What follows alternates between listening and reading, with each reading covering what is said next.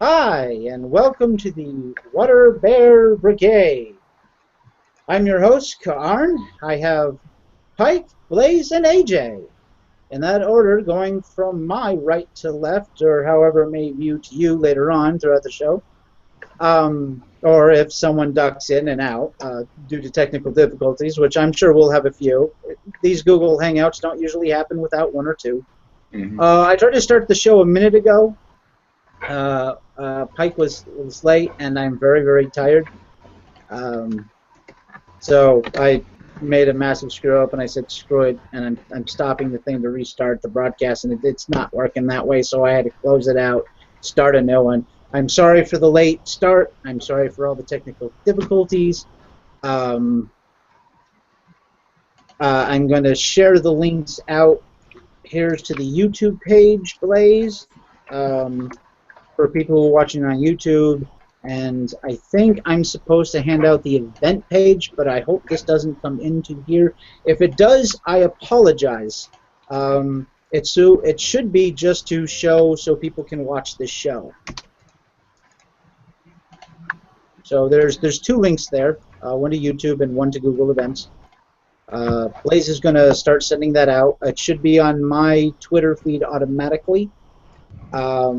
Because of my setup, my YouTube is linked with my Twitter account. I'm Karn3333 on YouTube and Twitter and pretty much every place else. I have an Ask Me page, which I haven't been asked a question in a very long time. I don't usually promote that because it's a little dinky thing, and I don't really have a big YouTube channel or Twitter account, but it's growing. Pike embarrasses most of us. He's got like over 1,000 followers on Twitter there, so he's at least semi-popular. One of the reasons I'm very tired is because before I show up to the show, I eat at an all-you-can-eat Chinese buffet, and then and I have to fight off the sleep coma, or as they say in Chinese, "Chang Qing Chang Chang Chang." For those who don't know, that is me pretending to speak Chinese. That is what we call a joke. Some of you would refer to this as a racist joke. However, Chinese is not a race. And this is the kind of topic we're going to go in today. For those who are curious, the way you say that in Chinese actually is 中高zi chu Chan. Sorry. 张高 Ji Chu Chan. Is that correct, Pike? Okay, 中国 would be Chinese. Right. And then, I'm sorry, say the last three again. I'm not sure I know the word for buffet, to be honest. It's Zizhucan.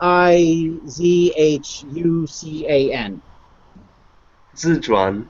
Yeah. 中国自转. Right. Okay, I'm really bad with the tones. I'm still trying to learn Chinese. I think it's a fabulous culture. Well, it has a lot of good things. It has a rich history, and there's some of my favorite people in Chinese history. For those who don't know, I believe it was the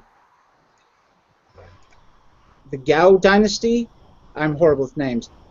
Where he conquers all of China, and then he tries to destroy all Chinese history. And if you kept going down a rabbit hole here. Zhao? Is it Zhao? Learning a language, cultural appropriation. Yes, that's what I was going to get to. We are tackling cultural appropriation today, and technically the word. I'm going to cover that in a minute, but let me get through with my history lesson here first.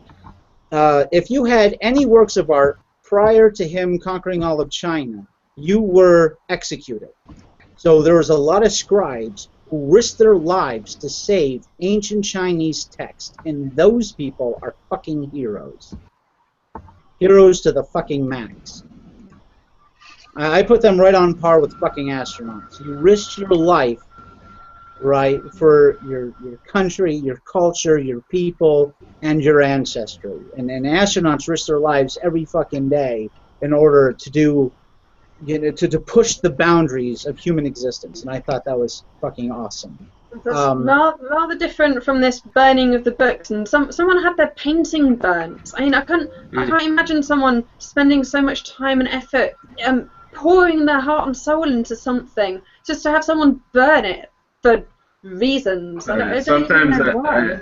I feel like our society is heading down that path pretty soon. You know what? Honestly. I heard a great joke. I love this joke.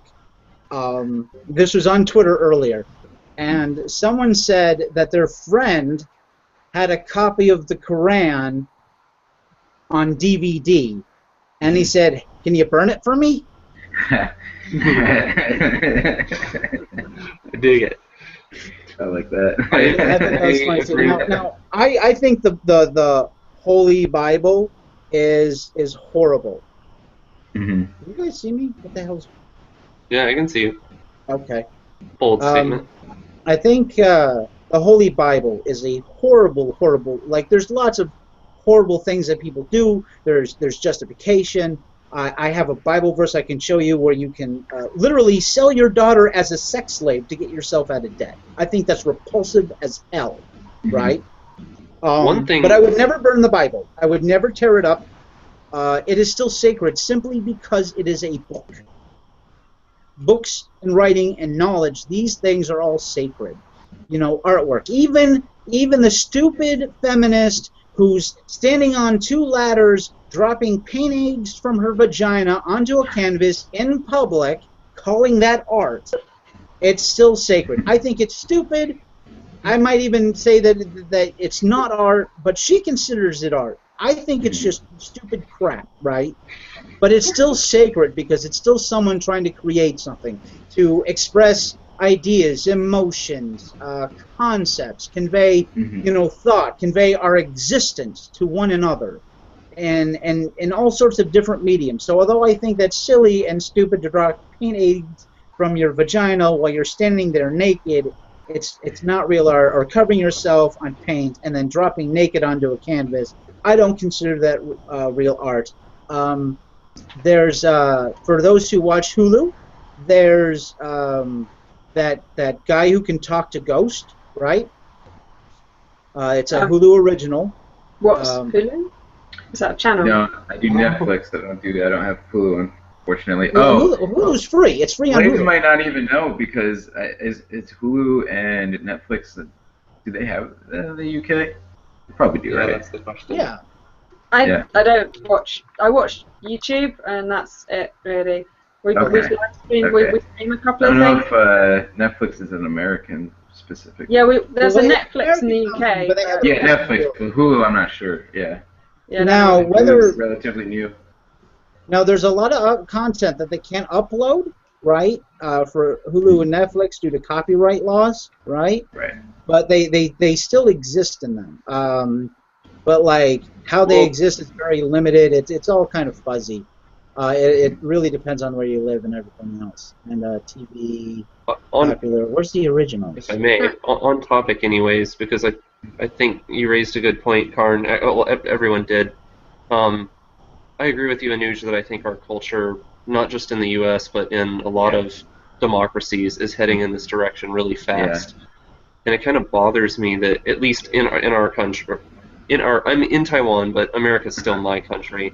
In our country, it seems like so many people are not paying attention to South Africa and to Europe and what's happening there, because those are they're ahead of us a good decade or so, but we're going down the same path that they are, and they're experiencing a whole lot of problems that I think could be as bad or worse in the U.S.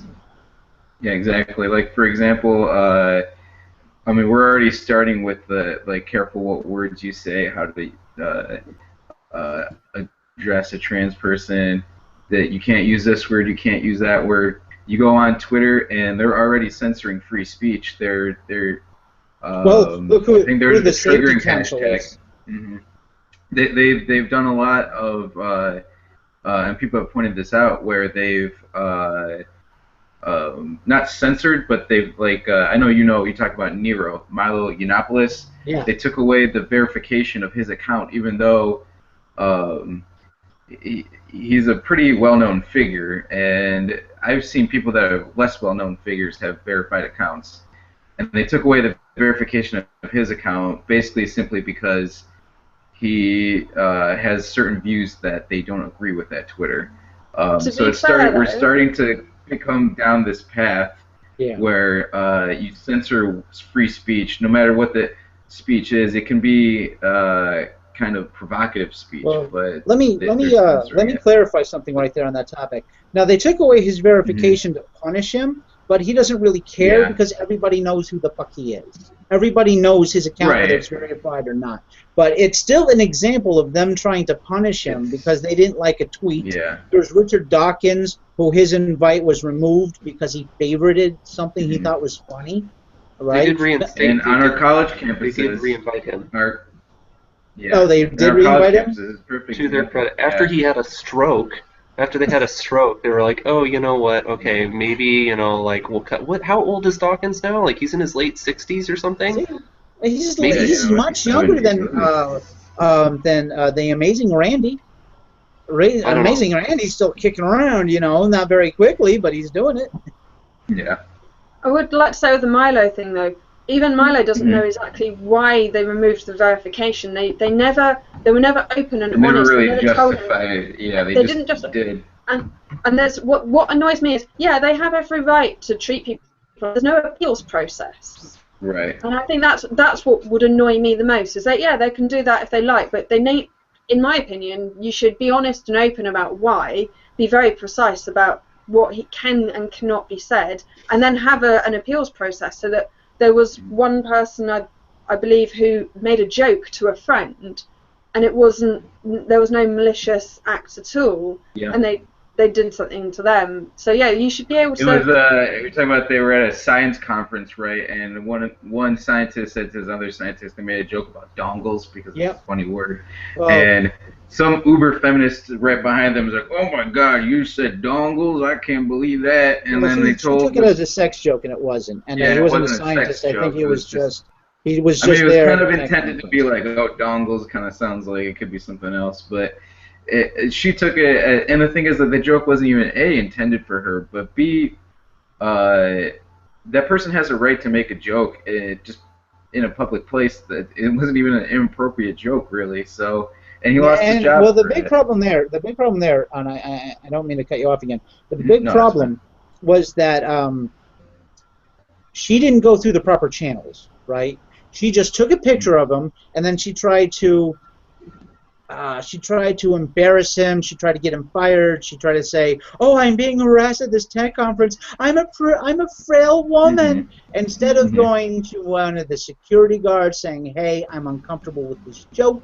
Can you please say something to this guy? This is not a safe and inviting atmosphere, for women." And he would have said, "Oh, I wasn't making that kind of a joke. We were just talking about like the size of the thing because they're so small that they're hard to handle. They're easy to lose and stuff like that." Exactly. It's the same joke with on Futurama. She goes, "Did you swallow your phone again?" Her phone, she flips out like this. Yeah. Wrong?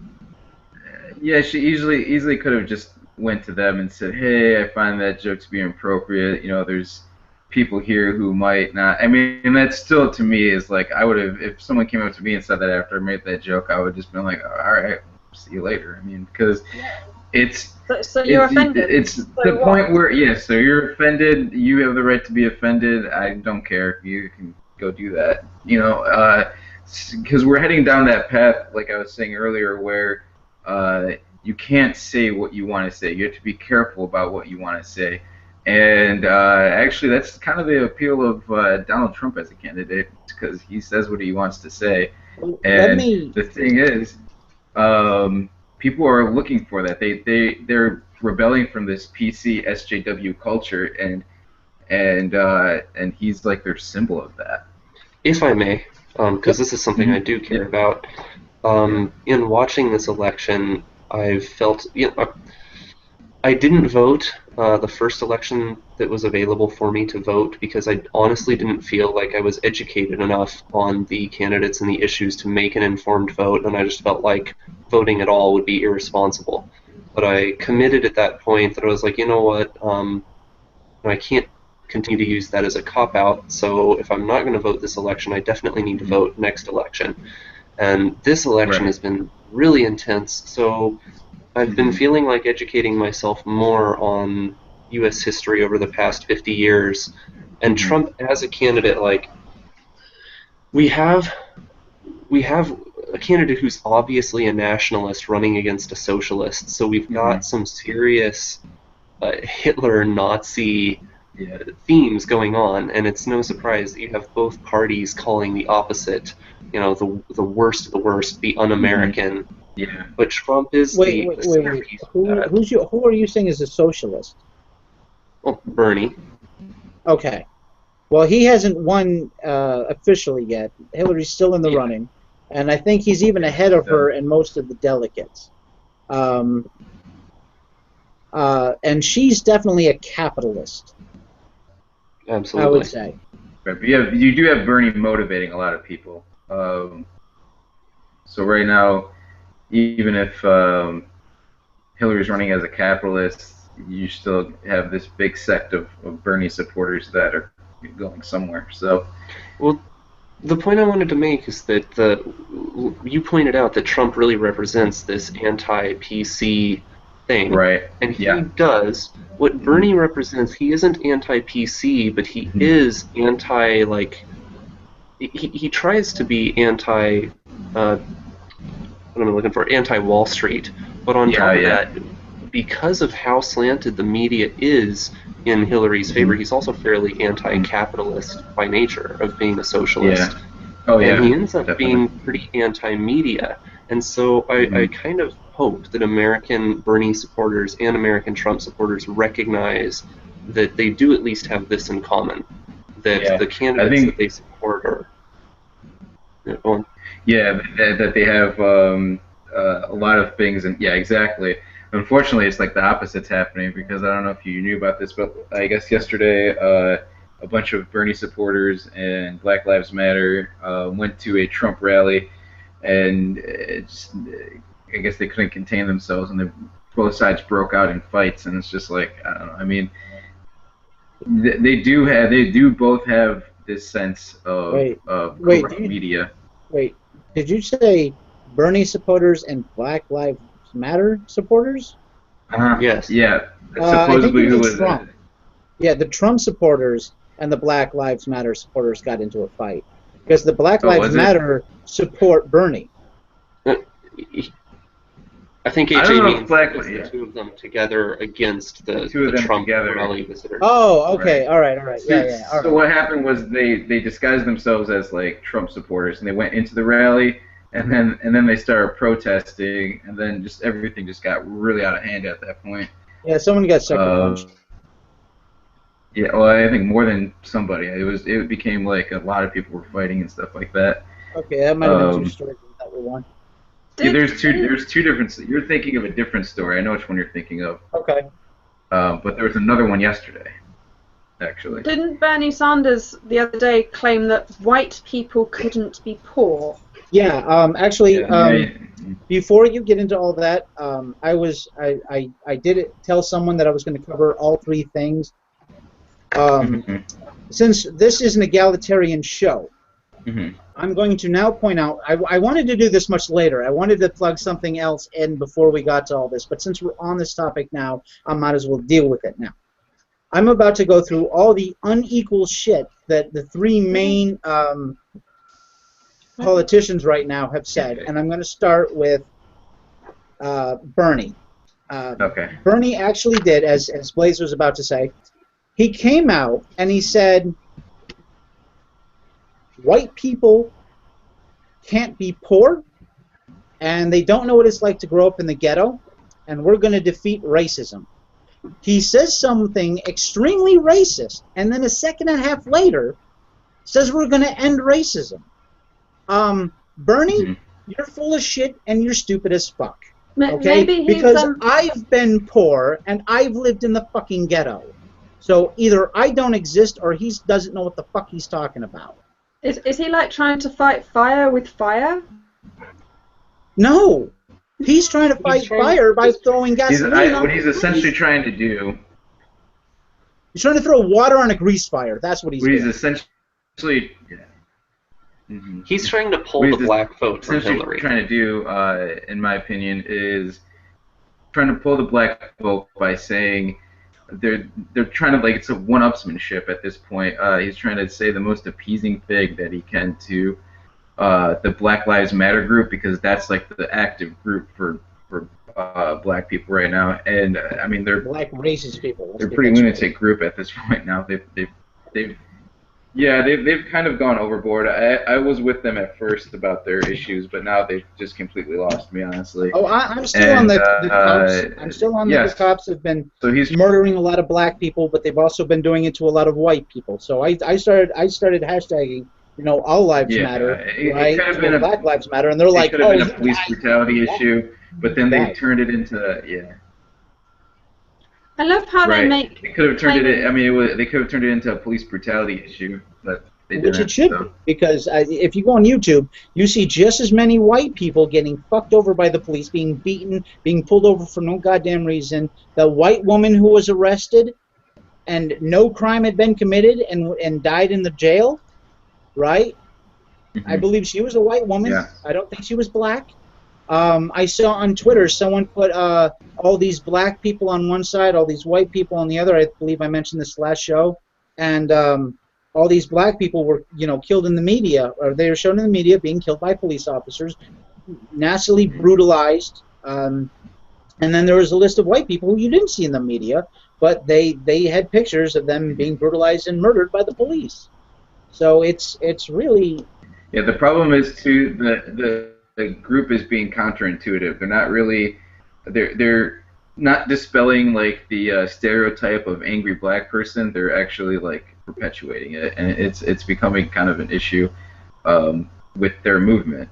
In my mind, honestly. So I don't know. I mean, it's the same as the clickbait we saw that we showed last week, right? We showed one article that said black teens sold for money, right? Mm-hmm. But when you clicked on the link where they got their information from, it didn't say anything about race. Yeah. It was just juveniles being sold. Right? I find it really interesting how they're making all lives matter racist. Right. Mm-hmm. That's Black lives matter too. It's like when you say all lives matter, it's like, oh, you don't get it. You don't get it. It's all about Black lives matter. Well, we're underprivileged. Right. Oh, it was privilege. You're fighting racism, more racism. And here's the problem with that, right? The big problem with that is the fact that it doesn't matter what race you are. Even when you're talking about the 1950s and 1960s, your race didn't really matter. What mattered wasn't the color of your skin, but the color in your wallet. It's about money. If you don't have it, they assume you're a bad person. Here's an example. 2008. Mm-hmm. I have a 93 Oldsmobile, 98 edition, right? Regency. And I had the front banged up, right? I paid $1,300 for the car. It was good. First day I got it, a girl who I was living with took it out, wanted to go to the mall. I said fine, because I was sick of her nagging me about it. She just wanted to go to the mall and come back. Well, 2.5 hours later, she never answered her phone. She comes back and she damages the front of it. Right? Never paid a dime, never said sorry, made up some total lie about somebody hitting her and veering off the top. And I took it to 8 people, and they said, wow, it looks like she hit a truck. That's the first thing each 8 person said was, it looks like she hit a truck. It doesn't matter if it was someone else's fault. She was responsible for the vehicle when the accident happened. The problem if she hadn't taken it out, responsibility. If women are going to be taken seriously in things, we have to start taking responsibility. You stop making excuses for stuff. It's ridiculous. And just That's not what feminism is about. Feminism is not about that, though. Feminism is about like complete. Don't get me started on what feminism is about. Yeah.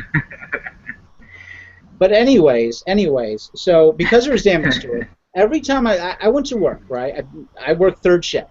Mm-hmm. So I'm coming around the same highway exit, right? Every night about the same time. I get pulled over 8 times in 1 year. 8 times on the same place. And the excuse, I think the last excuse they gave me was, when you turned the corner, your tire touched the line. Which means I was in the line, which means I didn't do anything illegal, which means he had no right to pull me over. He had no probable cause. And he said, well, I'm not going to write you a ticket. I'm like, no shit, it wasn't illegal, dumbass. How can you write me a ticket for something that's not illegal? But now I get my Nissan Leaf, right? I don't have the proper plate in the back. I drove around for over a year without my tags. I passed up numerous cops that were literally right behind me. Not one pulled me over. It's not about your race. It's about your class. And boy, do the police love to fuck over the poor. Okay, so I'm going to move on to what Hillary Clinton said now. May I comment on a few things? Go ahead. I actually haven't watched this clip, but since you mentioned it, Sanders was asked to follow up on his white people don't understand poverty clip, and I have it here. Can I? Go ahead, yeah, let's do it. It's not a YouTube though. We are about intellectual honesty here, so let's see what is. That is a huge. It was a huge snafu for him. Yeah, definitely. Follow. I have it, but I okay. forgot. You look for that. You take your time for that. I'm going to look up something. Down on it, or.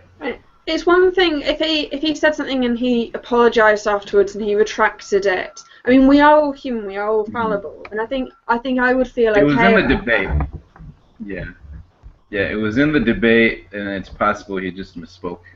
But I mean, I heard his speech. That did not sound like a misspoke to me. I doubt he misspoke. I think that he did want the black vote, and he knew that it would cause a stir. Yeah. And he knows that we'll forgive him. I think that's. I think he's playing. And honestly, as much as it does kind of offend, actually, and frankly, Karn, if I were you, I would be pissed. It does offend me that he said that, but in some level, I'm almost happy to see some political shrewdness from him, because he is such a slick, goody two-shoes idealist, and he has been campaigning on, integrity, and I'm not Hillary, and I'm not Trump. Yeah, so, he's full of shit. You know how I know he's full of shit? He's from Vermont. It's all they're full of. I lived in Vermont for 7 years, all right? Believe me. They're fucking stupid. They're worse than Florida, they're just not in the newspapers. If a tree falls in Vermont, no one's around to see it. You can fit the entire state of Vermont in Cleveland. That's like 20 minutes from me. You could actually probably fit almost all of Vermont in just the city I live in, which I'm not stating, for safety purposes. I have gotten death threats. Oddly enough, from a pro-lifer. I know, I love the irony. I reported it, but I'm still sitting there laughing, going, a pro-lifer threatened my life. Nah. It only counts until they're born. Once they're born, they don't care if you can't afford them. They don't care what happens. They don't care if you beat them or put them in. So it's while they're a fetus, pro-life, but who's going to look after all the unwanted children? I'm pro-choice because my reasoning is you're never going to stop it. It's like prostitution. You're never going to stop them. People are always going to do it, so you might as well legalize it, make it safe, and tax it if you can. Make it as safe as possible because it's always going to happen. This idea it's funny because a lot of them have that same argument with guns. It's just, I don't know. They said that disconnect, which I have that argument for both those things because you're not going to ever stop people from doing the things that they really want to do. But there should still be regulations, rules, and guidelines, like particularly with the guns. Exactly. I think that there should be a really big safety culture around them. It should be just a culture thing, but guns themselves aren't the problem. It's the culture that's the problem. Okay, I'm gonna mute and I'm gonna hit the video. You guys talk amongst yourself while I look for this video clip. Mm-hmm. All right. And then I'll when I get back, I'll play the clip and then get back to Hillary. So I'll be back in a minute. I found the Sanders video, but I can't find it on YouTube, so I can't share it. But I can Spark Notes it for you. Yeah, that's perfect. I mean. Could you just as long as we get describe the it quotes. and tell everyone what happens in it? Yeah, And maybe let say me what watch he it for says? 30 seconds real quick. Mm-hmm. Yeah, as long as you're able to relay the information.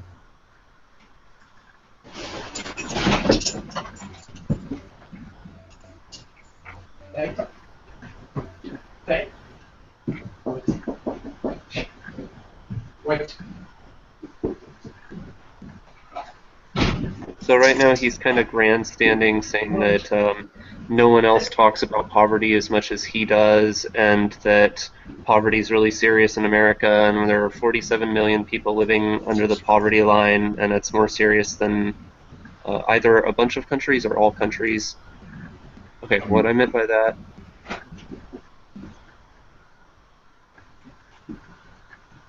He says, in African American communities, you have people who are living in desperation or they're being abused by white police officers. And that is a bad thing.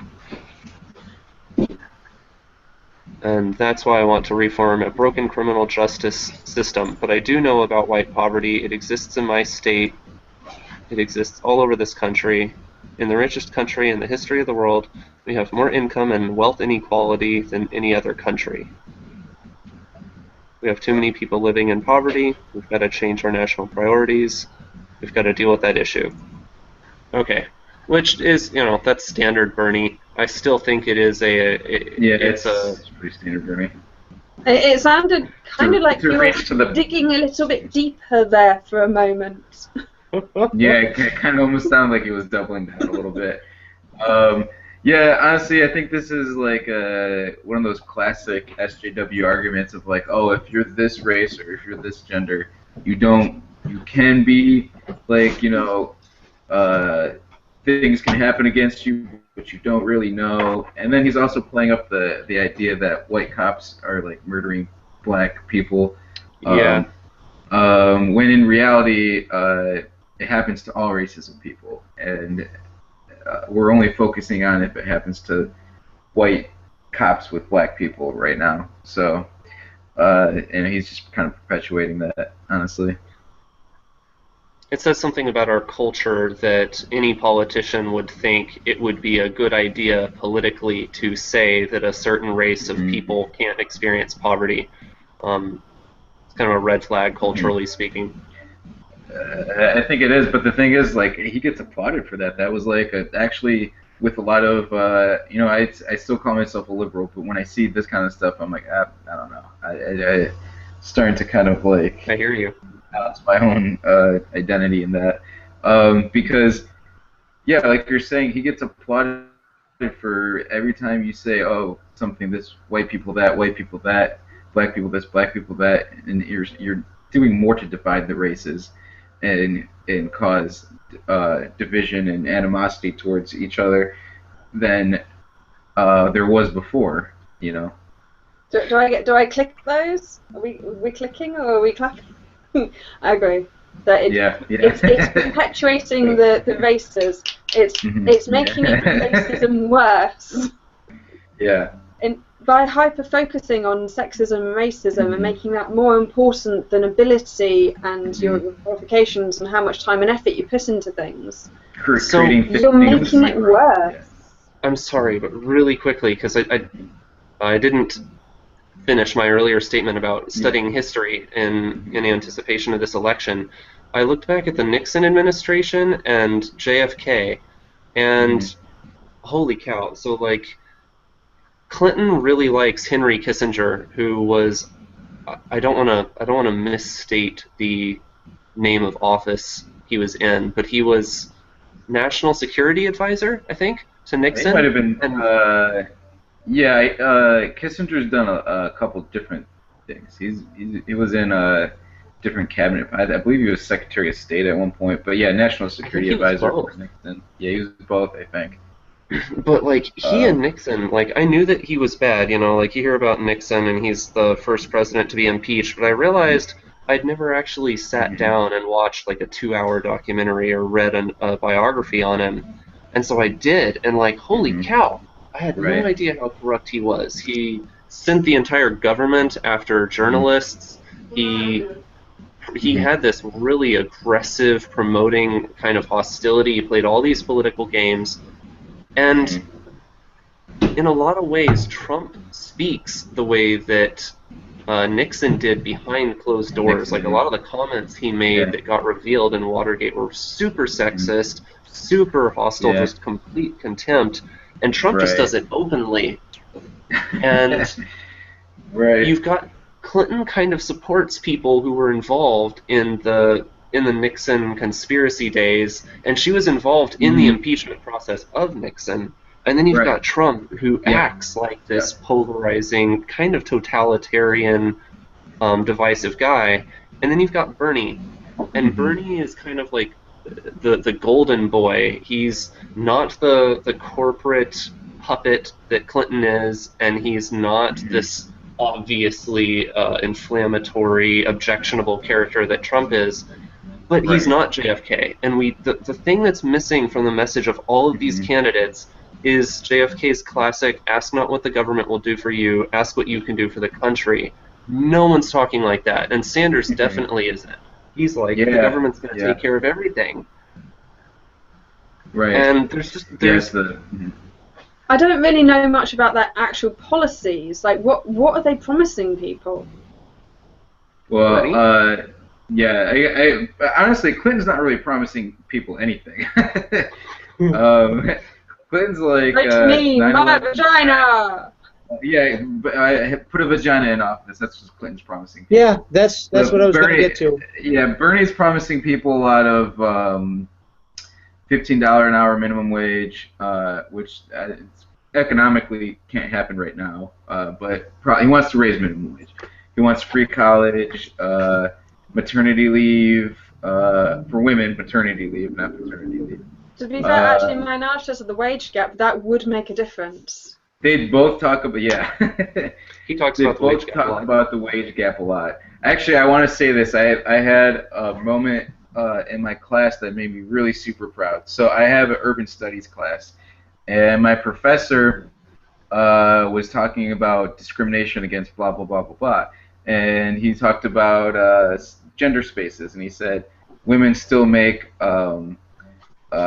77 cents to the dollar that a man makes economically or in the same job. And a student raised their hand. I was going to raise my hand, but someone beat me to it. And he said, yeah, it's not that women make less at the same job. It's you're taking all work and comparing it to each other, so women have different jobs and they make different hourly wages at those jobs, or they work less, or you're just taking all money women make and all money men make, and that's what the wage gap accounts for. And then there is actually like women in the class who said, yep, I agreed with it. Like, and this was a college, this is a university, so it made me kind of like, wow, nice. All right, so maybe people like us over here are all getting. Yeah, you would think that before he said something so stupid, he would see that every single credible economist on the fucking planet has already debunked the fucking wage gap. Okay, because it doesn't it's not a wage gap per se. It's an earnings gap. Earnings gap. Yeah. Last we checked, right? 36,000 males last year graduated with an engineering degree. 6,000 women graduated with an engineering degree. So they're picking their jobs, and there was this stupid feminist who stood up when I think it was Milo or Christina Hoff Sommers, and she goes, "I should deserve the same money as a man." No, you shouldn't. Okay, you really shouldn't. If you're doing the same job in the same hours. Yeah, for the same job, for the same hours, for the same length of working there. Yeah, right. So if you've been working there 10 years, he's been working there 10 years. You have as many hours in the job, right? You both do 40 hours. You should be paid the same as long as the quality of work is also the same, right? So and you should be paid the same. But if you In keep my- going Exactly. off and he doesn't, or you took off a year to have your kid, right? Or no, sorry. What she Yeah. said is I have the right to study and take whatever courses I want. Yes, you do, but then you've made your choice and you have to sleep in the bed you lie in. So if You you have to- choose to become a exactly. preschool teacher, don't bitch because you don't make the same as a fucking astronaut. Yeah, exactly. actually got- That's essentially what they want. So if you look at my screen, this is.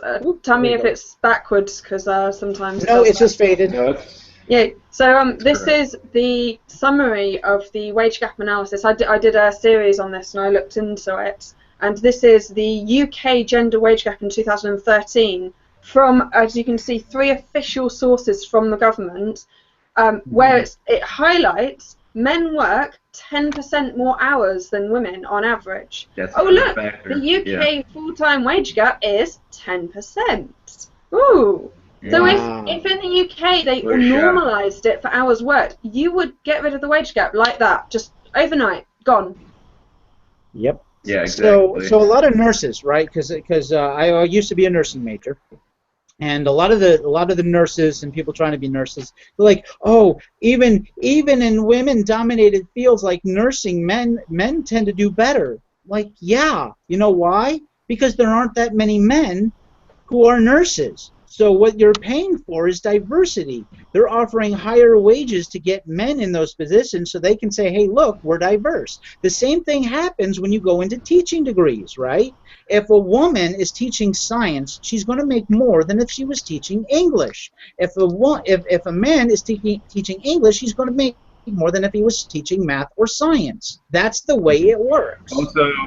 Also, another way to explain the wage gap too is that most of the time, I mean, this is changing too, but most of the time, men have to work. They really don't have a choice. But Yep. actually, women have more of a choice in having to work or how many hours they get to work when it comes to family decisions. So that's why you see more men that are not only willing to work more hours, but have to work more hours. They don't really Well, have yeah. a choice. Well, it's About funny because 5 when minutes, like 5 minutes before we started this, one of the feminists that I follow, sometimes she makes some good points. She seems like a friendly person, but of course I tend to disagree with her. But she was saying, if you consider family court bias against men, gender bias against men in family courts, that's not oppression against men. And I was like, well, if gender bias in the court system, no matter what court system it is, if that's not oppression, then how can you say, first off, that a gap in STEM fields is oppression, especially if it's based on women's choices? But more than that, her solution to this was be against the wage gap, take care of your children. If you're against gender bias in family courts, then you should be against the wage gap so then women will have more money. I don't know actually how that would help men be seen as providers anyways, but Yeah, it wouldn't. It would not. if How is women were being working denied more to see your hours, children? if women worked 10% more hours, then they would make the money that men make, and that would solve the wage gap, and men would have more free time to be with their kids. And the fact that if they're married and then they get a divorce, if the dad is working more hours, then he'll be seen as a good provider, but he's not as involved in the kid's life. And then if he isn't, and if he therefore, isn't working, then he can't provide. Yeah, exactly. And therefore, that's why you always see women winning out in these kinds of court cases, because they are not the sole provider, but they're seen as the provider for the children, so they get to have the children. And not they're seen as a provider. They're seen as the caretaker of the children, so they get to have the children, while the man is seen as the provider for the children, so he still has to fulfill his obligations of providing for the child. And that's how these courts still have this backwards view of how that should work. And it's quote-unquote the patriarchy in feminism's mind. That's how the patriarchy quote-unquote hurts men. But a lot of feminists want that, though. They want that because that's not true oppression if it's against men, because we're the power in the world. So Well, I would say it's more a practical thing.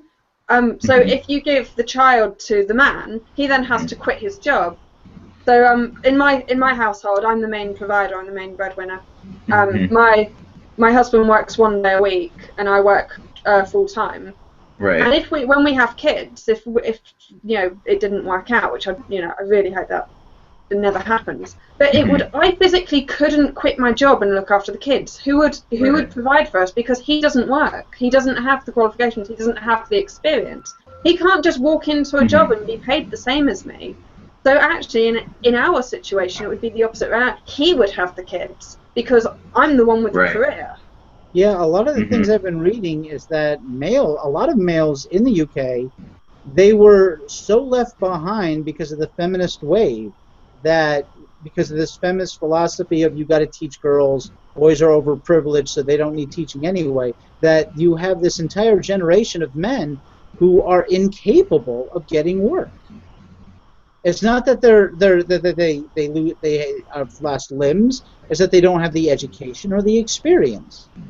They were never given the same level of treatment, because you can't teach girls and teach boys the exact same way for the majority of the populations. There is a learning gap in America too, that women are the young girls are being. And I don't know what really accounts for it. I haven't really looked into it too much. No, but I know exactly where they're you're graduating from college at higher rates. They're Yeah. going to college at higher rates. They're doing better in K through 12, and nobody's really talked about it or explained it. Oh, yeah, they have. There's a whole bunch of feminists in the 80s and 90s who said girls were so left behind. Oh my God, look at what's happening to all these girls. And there was no learning gap. But they were told there was, so they only focused on the girls. Now, when I was in first grade, right, I had skipped kindergarten. I went from preschool to first grade, and I didn't know what the hell was going on. And my first grade teacher only taught the girls and the A students, which left me out the fuck nowhere. Right. So I was actually in the first grade 3 different times because they totally screwed up my education. I want to know what Blaise... Yeah, I want to hear what you have to say about this, please. Okay, so I have 2 more. So first, linked directly to what you're saying. In my household, my husband was hugely let down by the education system. I am currently working on my master's, so I have a bachelor's already, and I'm working on my 2nd degree. And he left school at 15 with no qualifications, no GCSEs, like our basic qualifications. His school completely just let him down. And yet he's the one who's privileged, and I'm the one who's oppressed. Yep. So what this is, we were talking about the wage gap. So what's interesting is in the US, full-time wage gap is 23% versus the UK's 10%. Now we've explained the 10% just in hours worked. So what is the US doing wrong that the UK are obviously better at? So here are the differences in some of the things. Some solutions that would help, and you notice they are gender neutral, so they're not just going to help women, they're going to help children be with their families and to help everyone get a better deal. So just allowing these things is going to help reduce the gender wage gap. A lot of these we have, right? We have a Paycheck Fairness Act. We have. Oh, did that go through? That went through in the 60s. That was 1964. Well, that was... I need to go review this, but I know at least that was the law making it illegal to pay different wages, but I think we did get a new one recently that did pass. We did. It might have passed, but it's always been legal to be able to discuss. Since the 30s, actually, it's been legal to discuss your pay with other employees. In fact, if a company tells you that you can't talk to other employees, right? If they say it's against the law, they're actually in violation of the law. That's been in place for a very long time. Okay. There's an episode of passing this over and over again. Like it seemed, I know. Yeah, Obama did another one, and it didn't do anything to. Yeah, and it didn't do anything to the wage gap, because the wage gap is not what they think it is. So they keep passing these laws, thinking that that's going to help. Like the Lilly Ledbetter law was the first the bill that Obama enacted, and it basically was you can sue your employer for gender discrimination of your pay, or racial discrimination in your pay. Okay, I'm gonna play a video, guys. That's not really solving the wage gap. All right, go for it. No, all this does is help people who are genuinely discriminated against get help and be able to talk about this and get support for it. So actually, it wouldn't solve anything. Yeah. What it solves is help people who are discriminated against, because they claim that's what the wage gap is, and it's not. I do think that paid new parent leave is good. Sanders does talk about that a lot. We are one of the only developed countries that doesn't have that. Taiwan recently modified theirs. There shouldn't be like, oh, just the mother gets maternity leave. It should be both get some sort of leave. It should be a gender-blind thing. Okay. Yep. Karin, you gonna share a video with us?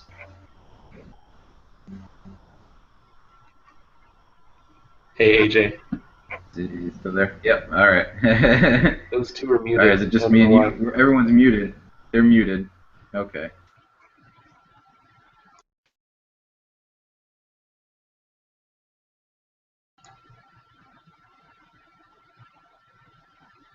So I don't know about everyone else, but as far as I can tell,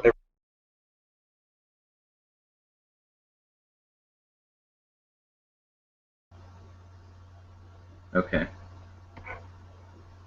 Banana cakes. Neither do I. I don't see a video either. Did anyone else see a video? Negative. Yeah. Banana cakes. You tried to YouTube us something? Now he's muted again. Nice. Yeah, too bad.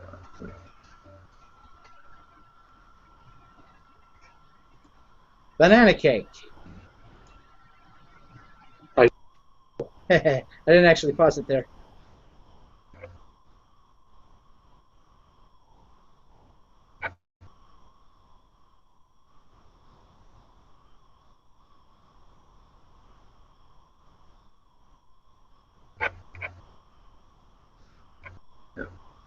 Whoa, I don't know why it did that.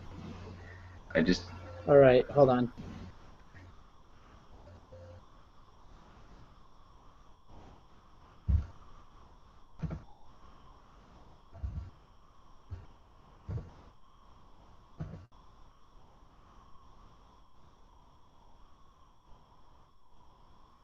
And banana cakes.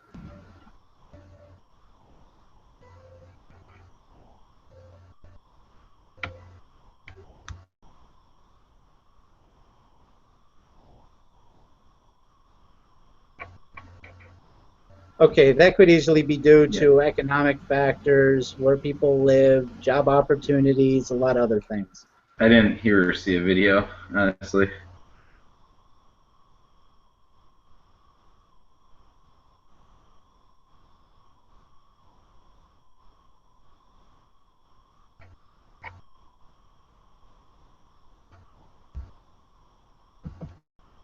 What's interesting is I got that information from quite a lot of research, and it was something that they put forward. Quite a few websites put forward that this wasn't a thing. That what wasn't a thing? You guys might have to explain it a little bit, because... being able to talk about your wages, they implied it wasn't a thing, but now you're saying it is. So it's curious to know what other information that's out there, just like the wage gap is, could just wrong. Yeah, misinformation. Yeah. These people are so misinformed because they just hear talking points from feminists that they don't know either, and they cling on to it, and it becomes a huge national thing. Yet there's no real information to back them up, and every time you do give them any information, that they tend to block you out. Like, they literally block you on Twitter if you do something like that. So it's hard to actually spread any truth about this situation because people don't want to listen. I would, so here in Taipei, so the company that I work for, actually, and there's a reason for this, but they pay Americans, they pay foreigners more money than they pay their actual native Taiwanese teachers at the English school that I teach at. And the reasoning behind this is that your accent is going to be more native so the students are getting a better quality of education because they're actually getting English teaching from a foreigner who speaks it as a native language. Okay, that makes sense. But they have a certain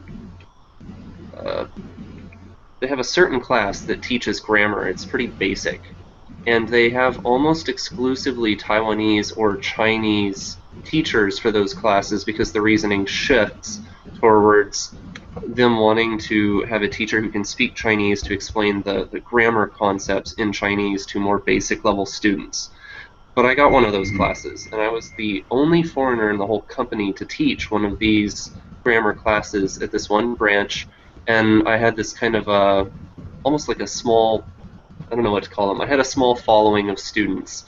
In the mornings at this place, it's always 60-year-old retired housewife ladies who come to class, and they come half to learn English, but half to be around foreigners and to be around each other and socialize, and they're pretty cliquish. They all know each other, they go out to lunch with each other, and they're pretty attached to their teachers.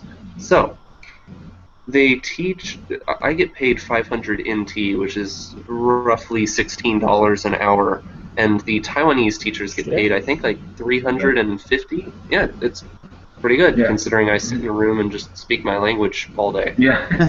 I wish I made that much. Right?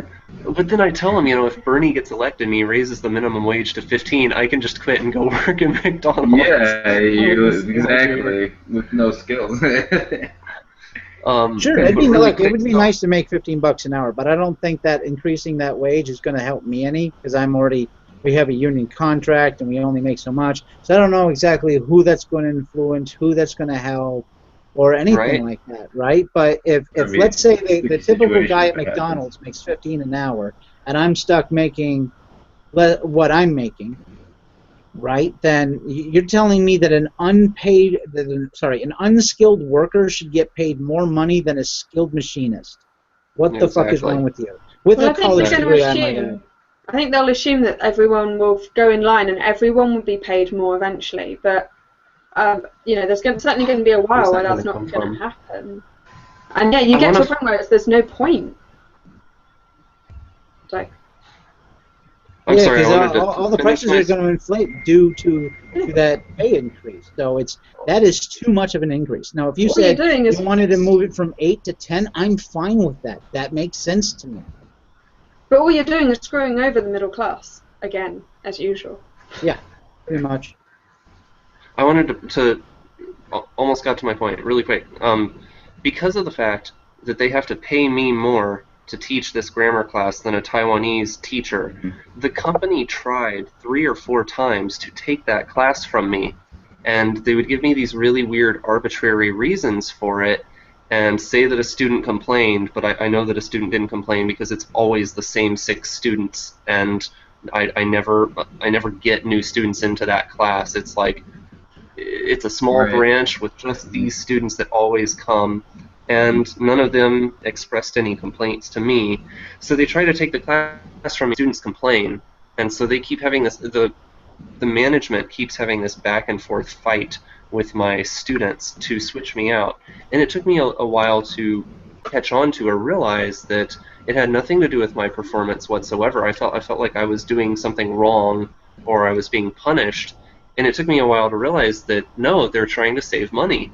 Like it's the common argument that you hear guys say on the internet is if you really could just pay men or pay women less than men, why wouldn't you just hire women? Well, they were actually using this logic. We could just have a Taiwanese guy teach this class instead of the white guy, and we'd save money. Yeah, exactly. And when I went home for Christmas, that's what they did. They rearranged the schedule so that they could replace me, and that way, even if the students complained, there's no way that they could get me to teach that class, and they very sneakily made sure that they could get the cheaper labor in there. Yeah, exactly, and they would. That's exactly what they would do. And they do it with Mexican immigrants that come over. A lot of companies hire Mexican immigrants because you don't have to pay them the same amount. So that logic should apply to women too. If you can get away so easily, as feminists say, with not paying women as much as you pay men, you can get a 23% deduction on your payroll you would do that in a heartbeat, because that's the most logical thing to do, because apparently the women are doing the same job as men and getting paid less. That would be the easiest decision you could ever make in your life, is to save 23% on labor. And so if that happened, men would not be working more hours, because the companies would be taking their hours away and giving them to women. Either that, or men are incredibly stupid and we're working extra hours for more pay. Yeah, the logic there just doesn't work. But I want to get to the topic today. So one of the things I want to go back to the beginning. At the very beginning of the broadcast, I made a Chinese joke, right? Now, a lot of people would say, like, they made a similar joke a while back with the airplane, right? An airplane crashed, and someone put up a bunch of fake Chinese joke names. I'm going to look that up right now. It was a big, huge media fail, because the reporter just kept saying these names, not realizing they were joke names.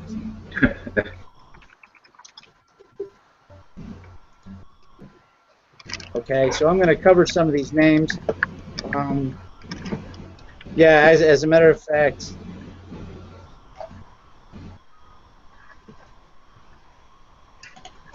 okay. Yeah, we too low. We leave folk. Bang Ding Ao, Captain Sum Ting Wong. Yeah, actually, I'm gonna put this in the thing again and see if maybe you guys can. You know, here's another attempt. So just don't say anything as I post this. Oh, here we go. Yeah, I'm glad I figured this out. All right.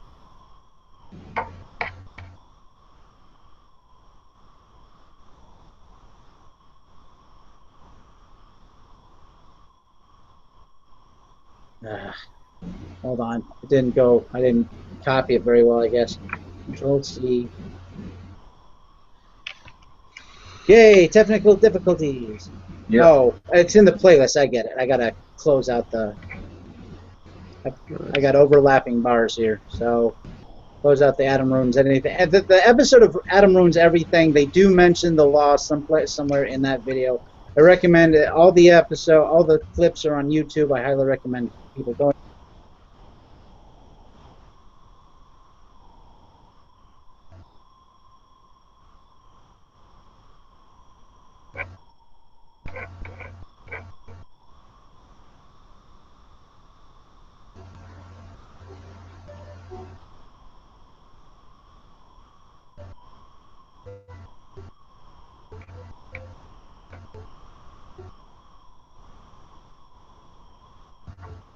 Yeah, so that actually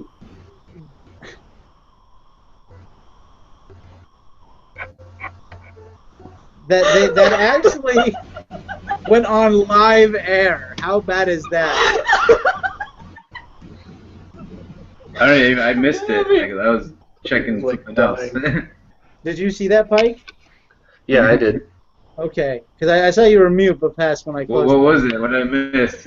Okay, so this was an actual news broadcast where she said that we just learned the 4 names of the pilots: Captain Sum Ting Wong, We Too Low, We Lee Fucked, as in really fucked, We Lee Fucked, and Bang Ding Ao. So yeah, these are Chinese joke names, and a lot of people complained, saying that the broadcasters should have known better. China came out and said this is very racist. Sorry, well, the Chinese government came out and said this is very racist. We're pissed off that they didn't realize these were stupid racist jokes and blah blah blah. And again, I'm going to repeat: Chinese is not a race. China and the Chinese is a nationality. Yeah. America is a nationality. Mexican is a nationality. You cannot be racist against a Mexican, because Mexican is not a race. Islam is an ideology. It's an ethnicity. Okay. Yeah. Mexican is an ethnicity. Okay. The race would be Latino. Okay. Or the race would be Hispanic. what's the other word? Hispanic. Well, Thank you. Actually, Hispanic, I think, is ethnicity. Yes, Hispanic is ethnicity. Latino, I'm not really sure on that one.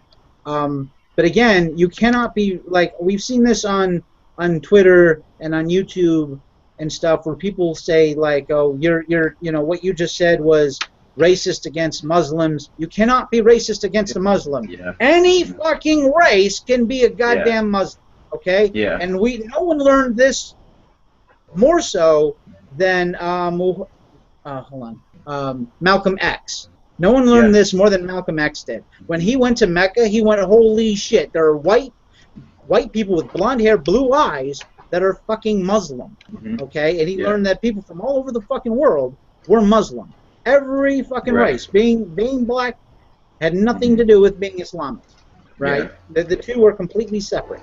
So ethnically insensitive, maybe, but not racist. It is not a race. Racism refers to race. Words are a combination of things. When I say something like, okay, so here's an example. Whenever you say see ik or al, that means pertaining to, right? So when someone's anosmic, right? Nos means nose. Ik means pertaining to nose. A means no, not, or none, right? So pertaining to no sense of smell. That's what that word means, anosmic. I don't have a sense of smell. I am anosmic in real life. Right. I'm not joking. This is not just an example. I actually am anosmic. Right. People go. My mom still goes, here, smell this milk. Is it good? And I just look at her like, are you kidding me? And she goes, oh, right. And she closes the fucking milk jug and, whatever. Triggered. Right. And I'm just like, you should know by now. How many times have we gone over this? Right. Like, my nose doesn't work. The only thing it does is run. And by the way, my nose can run the 100-yard dash in 80 yards. You Star Trek fans will get that joke. Everybody else will be completely what? I am a Star I'm still lost. Oh, because he ran the race and the parsecs thing? Yeah, the parsecs, which is a measurement of distance, not time. So it's basically the same thing. And sexism is the same way. You can't be sexist against a race because a race isn't determined by gender, right? And unless you're talking about those lizards, but that's a species thing, not a race thing. Right. Right, and that's why ageism. You can't be ageist against a race either. That's how these words work, right? Ageism pertains to age. Ableism pertains to, having a disability. Does that include mental health? Like non-physical disabilities? Yeah, because they say if you say the word retard, you're being ableist. Okay. And I love that line from South Park. He's like, he used the word retard and it made me feel really, really, really bad. And he's talking to the principal. He goes, "What the fuck are you talking about? You use the word retard more times than anybody on the planet." It's like that episode of the other episode of South Park where the biker gangs are riding their bikes and the two gay guys go, "Faggots!" and they walk off. The South Park had actually a really good season this year, attacking SJW and PC culture. Yeah, they did. It was amazing, and there was a really good episode where Jimmy was talking to PC Principal, and PC Principal was like, Jimmy was being defiant. He was like, doing like his free speech thing, and he was going against the principles of PC Principal. And PC Principal was just like, I don't know what to do because Jimmy's a disabled kid, so he couldn't like say anything to him. He's like, well, it's do this. He's like, well, are you being discriminatory against a disabled person? And it was great. But it's essentially what goes on in real life, though. Yeah, I loved how he says, "I'm gonna break his legs, whoever did this."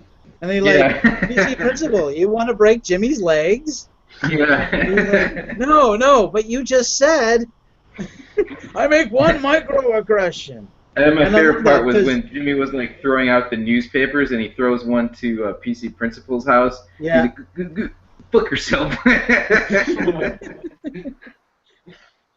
Yep, he'll distribute them all over town. Can't do it in school? Fine, Yeah. that ain't gonna stop him. Yeah. I love it. I knew exactly where he was going, where he's shaking his head, go, okay, I can't do this under those rules? Yep. Fine, I'll do it under the other rules. Like, that ain't stopping him. Great. It was great. It's like that whole leprechaun thing. Uh-huh. He goes, I want you to promise you won't take this ribbon off this bush. He goes, okay, I give you my solemn swear I will not take this ribbon off this bush. Guy comes back, there's a ribbon on every single fucking bush, exact same ribbon. Yep. It's like, now where is it? So I'm actually going to segue this into the tweet of the week. A new segment where we're going to pick the dumbest thing, because the dumbest thing from our Twitter links, the most ridiculous arguments people have made. And in South Park, there's a scene where they're talking about being PC, and it's like, yeah, it's about having sex with women. No, it's not just about having sex with women. It's also about blah blah blah. Oh yeah. Right? And this is just before he goes knocking on the door, getting all the sex consent forms, right? Yeah. Well, I swear to God, I made a video about this. I talked about this years ago, where I said, like, what kind of future do you want to have, right? Where in the future we have to sign contracts in front of a lawyer for all the sex acts we're going to do with each other? Like, how ridiculous! I don't want to live in that future. It's stupid. It's ridiculous. Feminists hate sex. They want to turn sex into. There's one time in our history where sex was a very natural thing between a woman and a man, and I'm not talking about like actual rape, because that does happen, I'm sure, but sex was an actual natural thing between a man and a woman, and now feminists are turning natural sex into the part of the definition for rape. It's literally I disagree. Crazy what's happening. I disagree. I don't think they've ever hated sex. They have always just wanted to control it.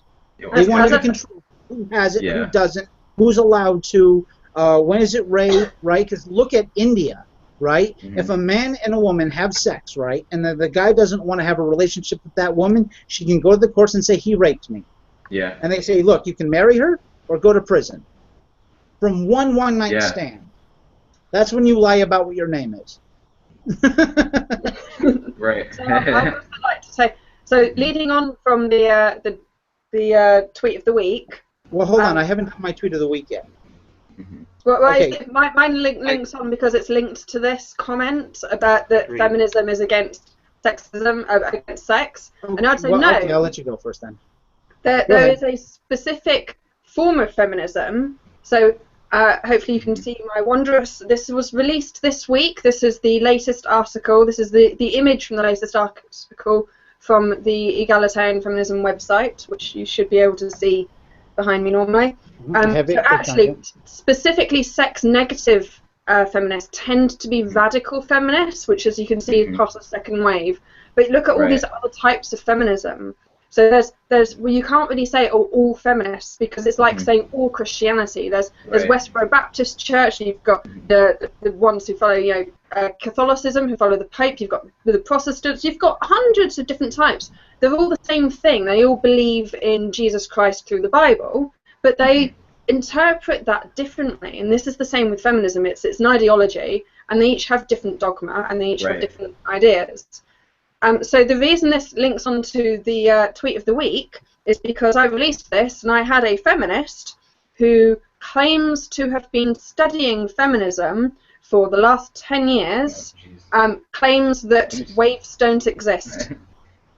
So the feminist waves, it's a fairly common thing, 3 waves of feminism. Apparently they don't exist, and we had this big conversation about this. And that was my... Well, I've heard people talk about the fourth wave, and you only seem to have 3 waves there. Because fourth wave is still under debate, and it isn't too new, and it hasn't solidified yet. Okay. You could argue fourth wave is an extension of intersectional, very Tumblr-like. But if you go on the website, there's really. positive Rampage. sentiment. So I'm actually hoping to be part of the fourth wave feminist. I'm hoping to get enough people, enough voices behind me, behind this egalitarian feminism concept, to be the next fourth wave, which would go back to the first wave and be very similar. As you can see, equality of opportunity for the individual, gender is influenced by biology, and it's about laws and societies and society rather than capitalism or institutions and language. So that's what I'm hoping to achieve by being a feminist. Okay. And that was my tweet of the week, is a feminist who has been following feminism, has been studying for feminism for 10 years, claims that waves don't exist. Oh my god. Right. Sounds like the engineer who doesn't know the difference between heat and temperature. Okay, so my tweet of the week was I saw this person, someone I follow, and we disagree on about half the things we talk about. He favored a comment that showed up in my feed that said, misandrist, you know, blah, blah, blah, masculinity is fragile. And I said, and I responded back, feminist, just because someone disagrees with you doesn't make it harassment. His response to that was, virgins, sex is great. I have it with my wife. You should have it with someone you love too. Implying that if you're not a feminist, you can't get laid. And he keeps going on with this throughout our various conversations, saying, oh yeah, I have sex all the time. I've got a beautiful wife and 5 great kids. And I responded with, I'm sure your wife has 5 kids, but she cut off your balls long before you ever could have any kids. Because this guy was just like woman worshipping like crazy and saying you can't get laid if you're not a feminist. It was, and Anton Hill just sent me to Hangout, which I told him I wouldn't be able to do because our shows are overlapping. Anton Hill, for you who don't know, I'm on his show a lot, and his penis is smaller than a pixel. Awesome. Ooh, that's penis shaming. Yeah. Well, that's what I was going to say. People ask me, because I was saying this while he was doing his live streaming of the Assassin's Creed, the one with the woman and the guy. And someone said, how do I know that his penis is so small? And I replied, well, his wife talks in her sleep. So he didn't get that. I actually had to take like 10-20 minutes to explain that, but so yeah. And Pike, you have one. I know you have one. Well, because I watched I have it. a ton. Which one? Oh, I know you have at least one. The one I'm thinking of. Oh, crap! That just dropped out of my. Oh, what was that? Pike, that was with that person. Remember, we were going back and forth with them for a while. Is this the one where you had to use femophobia? Well, I was going to mention that in regards to your tweet of the week, was you got that person who was saying, the feminist who was saying there aren't waves, but then we got this guy who describes himself as a militant egalitarian, and I don't want to name and shame, and I don't have an image of it, so I'm just going to read the tweet. But you were talking about your name. He's asking you why are egalitarian next to feminism, and you said it shows that we'll work with MRAs, but that we bring a feminist perspective. A victim is a victim regardless of gender. Totally down with that. That's great. And this guy goes, the fact that you even have to say we'll work with MRAs means you're not an egalitarian. Throw away feminism, then talk. Well, I can understand that point of view.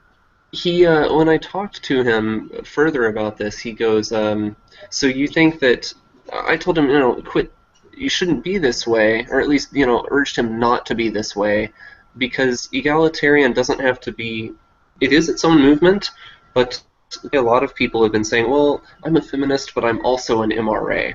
Or they're like, I'm an equity feminist. Or a lot of MRAs, the takedown MRAs, he goes after non-MRAs a lot. And he's like, oh, egalitarian is just code word for MRAs. Or, oh, Gamergate is just a code word for MRA. So the nice thing about egalitarian... yeah.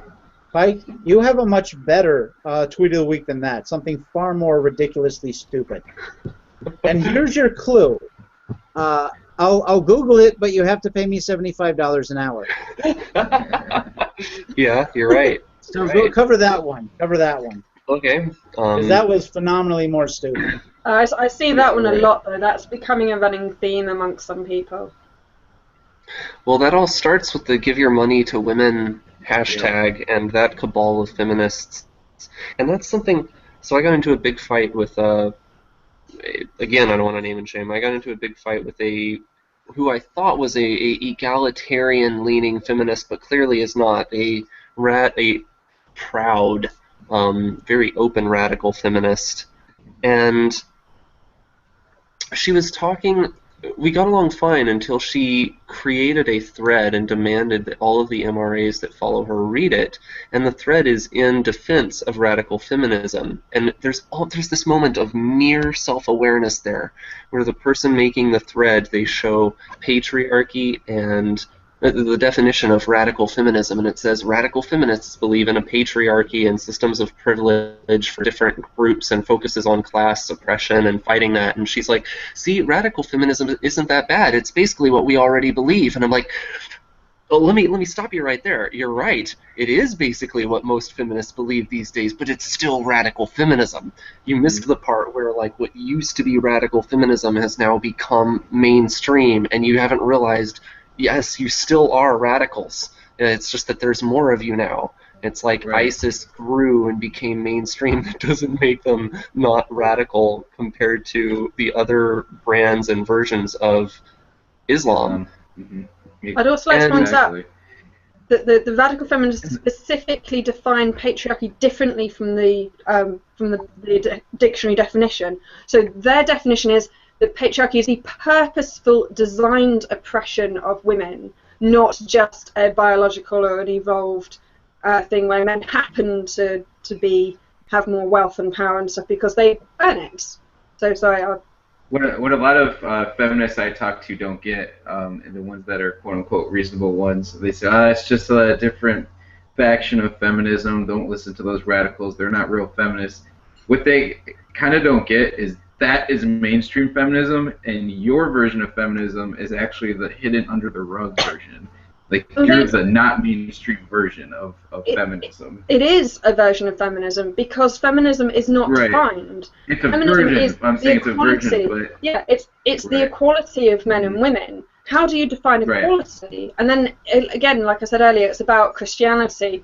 How do you define it? How do you... What's your dogma? What's all the information behind it?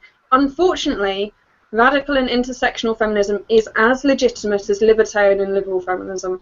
I would say it's even more legitimate in a lot of ways, but not in the good way, but in the sense that it's the one that gets listened to. It is the mainstream version of feminism because it's the prevailing view. Yeah, it's the prevailing view. They're the loudest. Yeah, they're the loudest. They're prevailing, but they're the loudest, and they're the ones that people listen to, and that's a big difference. Yeah, actually, they're the ones that affect laws too. They're the ones that affect laws, like manspreading laws, rape culture, rape laws. The new definitions we have for rape are because of radical feminists. There's all ridiculous. Court laws about child divorce laws and things like those are all. A lot of those are feminist laws, radical feminist laws, and that's why I say the radicals are the ones that are the mainstream because they affect the change that the other feminists don't.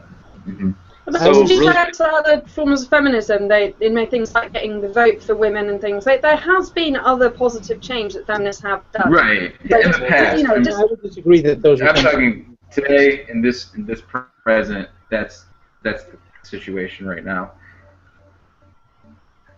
So, since you basically requested me to discuss that comment, I'm going to screen share here, Okay. Hopefully.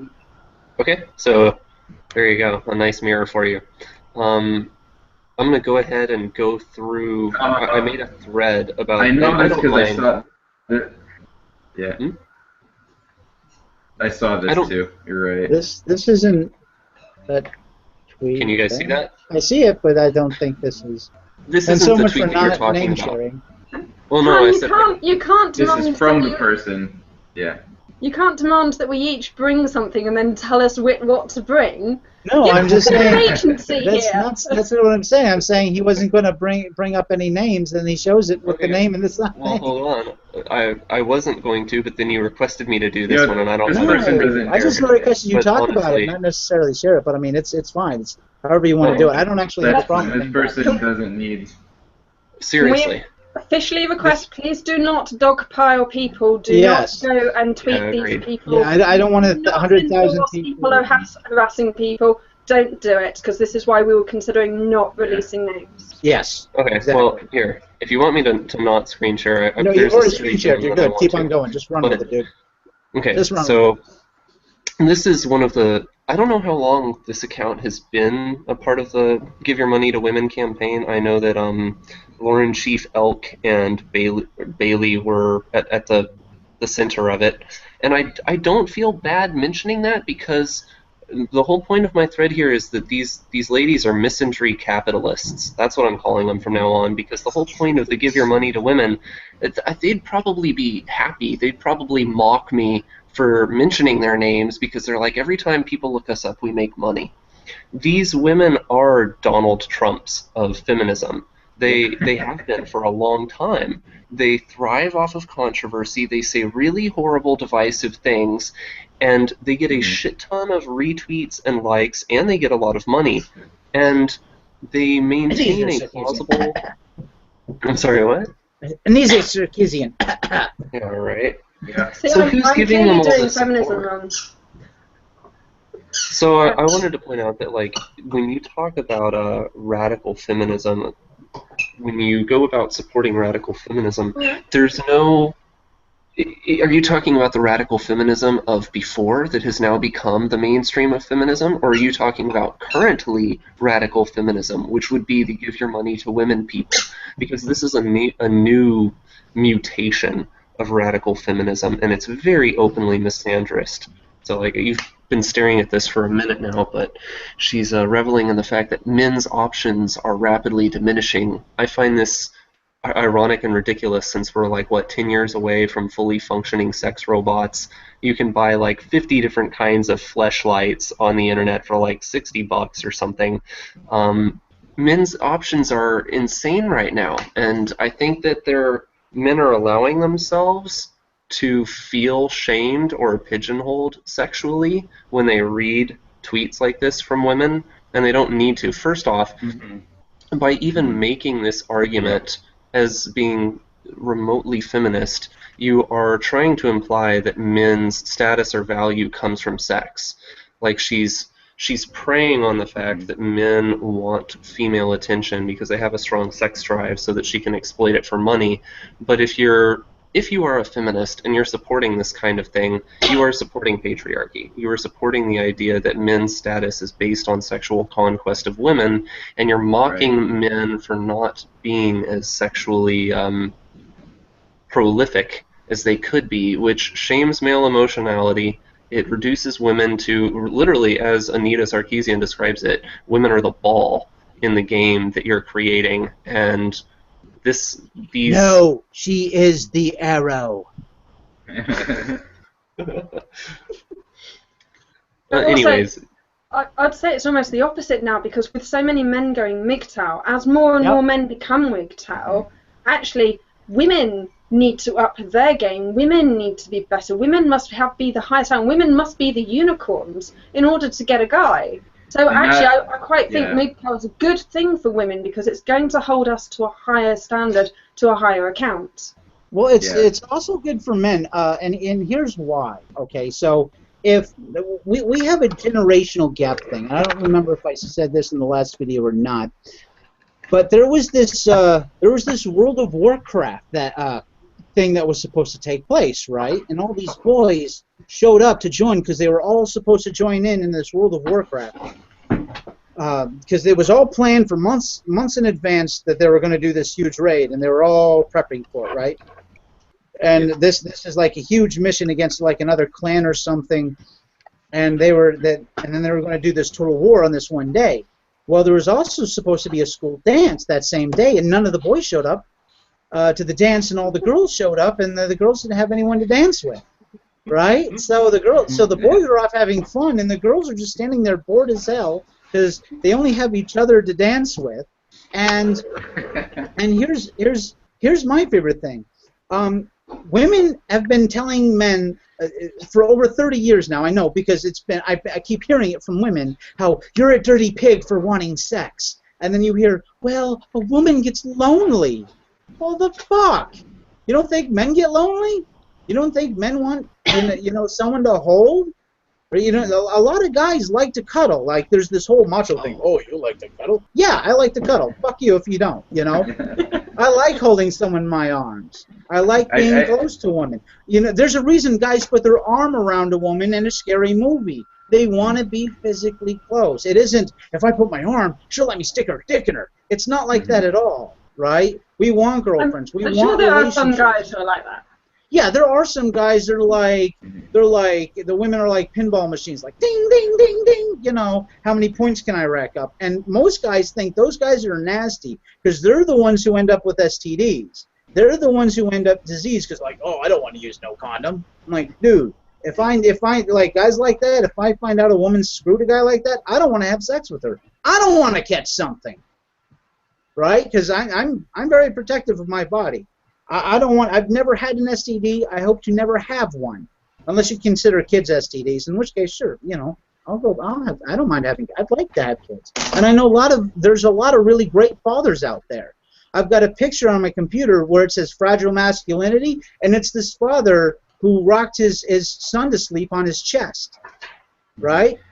I have two things about that. So there's two hashtags that came out last year that are totally contradictory, but yet to a lot of feminists they're the same thing. So there's toxic masculinity, then hashtag masculinity so fragile. Yep. I don't understand how masculinity can be can be this all-encompassing, powerful thing that's toxic to men, but also be completely fragile at the same time. There's literally there are two contradictory things, but for some reason, honestly, when we look back at it, the hashtag of the toxic masculinity and masculinity so fragile were just really forms of misandry. There are just ways for feminists to bash men for being men. And we're seeing that a lot in society. There's something you're missing. Yeah. Well, the two aren't necessarily mutually exclusive. But the thing is, if masculinity is toxic and masculinity is fragile, that means the toxicity is so fragile that it shouldn't fucking matter. Yeah. Exactly. On another note, if masculinity is fragile, how fucking weak and pathetic are you that you're oppressed by it? Yeah. Okay. You can't have something oppress someone. You really can't, because if it's that fragile, then the thing that it's oppressing is even more fragile. So if fragile is subjective, right, then masculinity either is not fragile or it's not subjective, in which case you're having something fragile hold down something that's even more fragile. You can't hold up a skyscraper with a feather. But surely, like, in particularly engineering, you have some materials where if you rip it one way, it will tear really easily, but if you rip it the other way, it's really strong. So you could have things where they're fragile in one way, but they're not fragile in another way. Sure. But the argument for these go that masculinity is toxic, and it affects men in some sort of way. Because of the way that the patriarchy works out. But then it's also a fragile, like, ooh, men are they're ready to get, like, their feelings hurt. There's masculinity, it's so fragile. Look at you. Because the masculinity is so fragile thing was basically I'll look at all these men complaining about things. That's what masculinity so attractive was about. I think you might be looking for logic and consistency where there is none. Yeah, that's the point. That would be our point. We're disproving the logic. Yeah. So, I have so many things to say about that. I'll try and rapid fire them. First off, I think it was last week, but my tweet of the week, I got into an argument with the creator of the Masculinity So Fragile hashtag. He had an original, I shouldn't say creator, he revived it. Someone used it like 4 years ago, but he's the one that made it into what it is now. Yeah.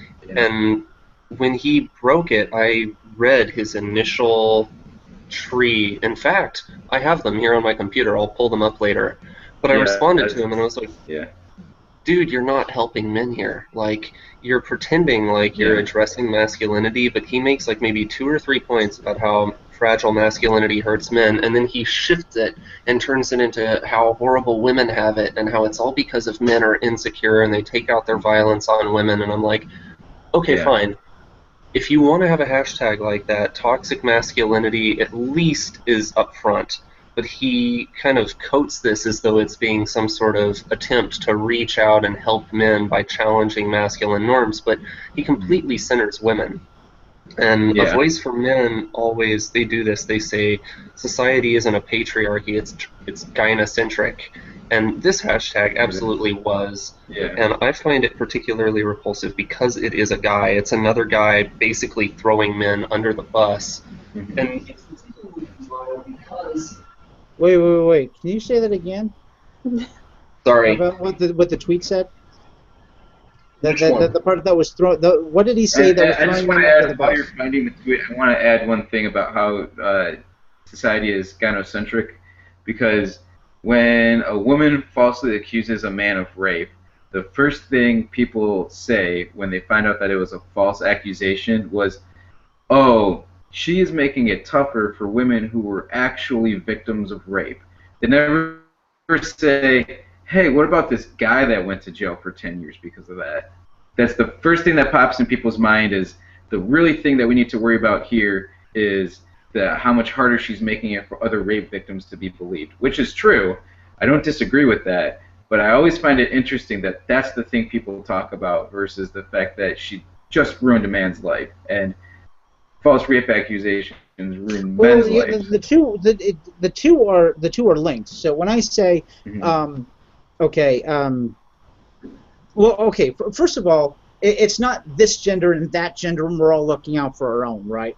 So when I think, oh my God, a woman's been raped, it could be my mother, my sister, my daughter. Okay, it could be any one of those. These are people I generally really, really feel scared about. Now, if you say my son could have died, or this boy could have died, or this man could have died, I think my father, my brother, or a son. Right? These are the people who are close to us. So that's, I guess, Pike popped out. Hopefully, you might be trying to find it, and then. Okay. So that's part of that. But when someone says, "Oh, now this makes rapes, less and less believable," in one sense that's a good thing. In another sense, that's a bad thing. First of all, once there's a false rape, we can say, "Look, there's so many of these false rapes that we're proving to be false, right? That we shouldn't automatically just believe the woman anymore." This is a prime example why you need innocent until proven guilty. Anyone can fucking accuse you of any kind of crime. I can accuse Blaise right now of being a child rapist. Prove you're not a child rapist, Blaise. Yeah, exactly. You can't. You can't prove. You got me. You got me. You got me. Right? Prove you weren't the cause of 9/11. Prove like any. No, you definitely got me on that one. That's what feminists are advocating. A lot of feminists are advocating for this skipping of due process because why would a woman lie about rape? You have There's to lots believe of the reasons. victim. You have to believe the victim because nothing is more worse than not being believed. I can name 3 reasons right now. Revenge. She's just a crazy psychopath. Or she actually believes she was raped but maybe wasn't just because the definition is so skewed now. I could add to that as well. You could easily just do it for attention. Yeah, that's well, I guess that's 2. Well, I mean, or attention. Some women just do it for attention. I also want to point out money. A lot of them accuse wealthy people so they can get money out of them. Oh, we haven't heard any cases like that in how long now? Oh, I don't know. Oh, 5 minutes? A few days. A few days, couple days at least. So, I also want to point out this why do we always run to women? Why do we always protect women? Why are men disposable? And I'd say actually there is a biological and evolutionary reason for it. It's ingrained into our DNA. But shouldn't, as something that feminists say that they are challenging these, all these things, shouldn't that be something they're tackling then? This need to only rush to talk about the women and not the men?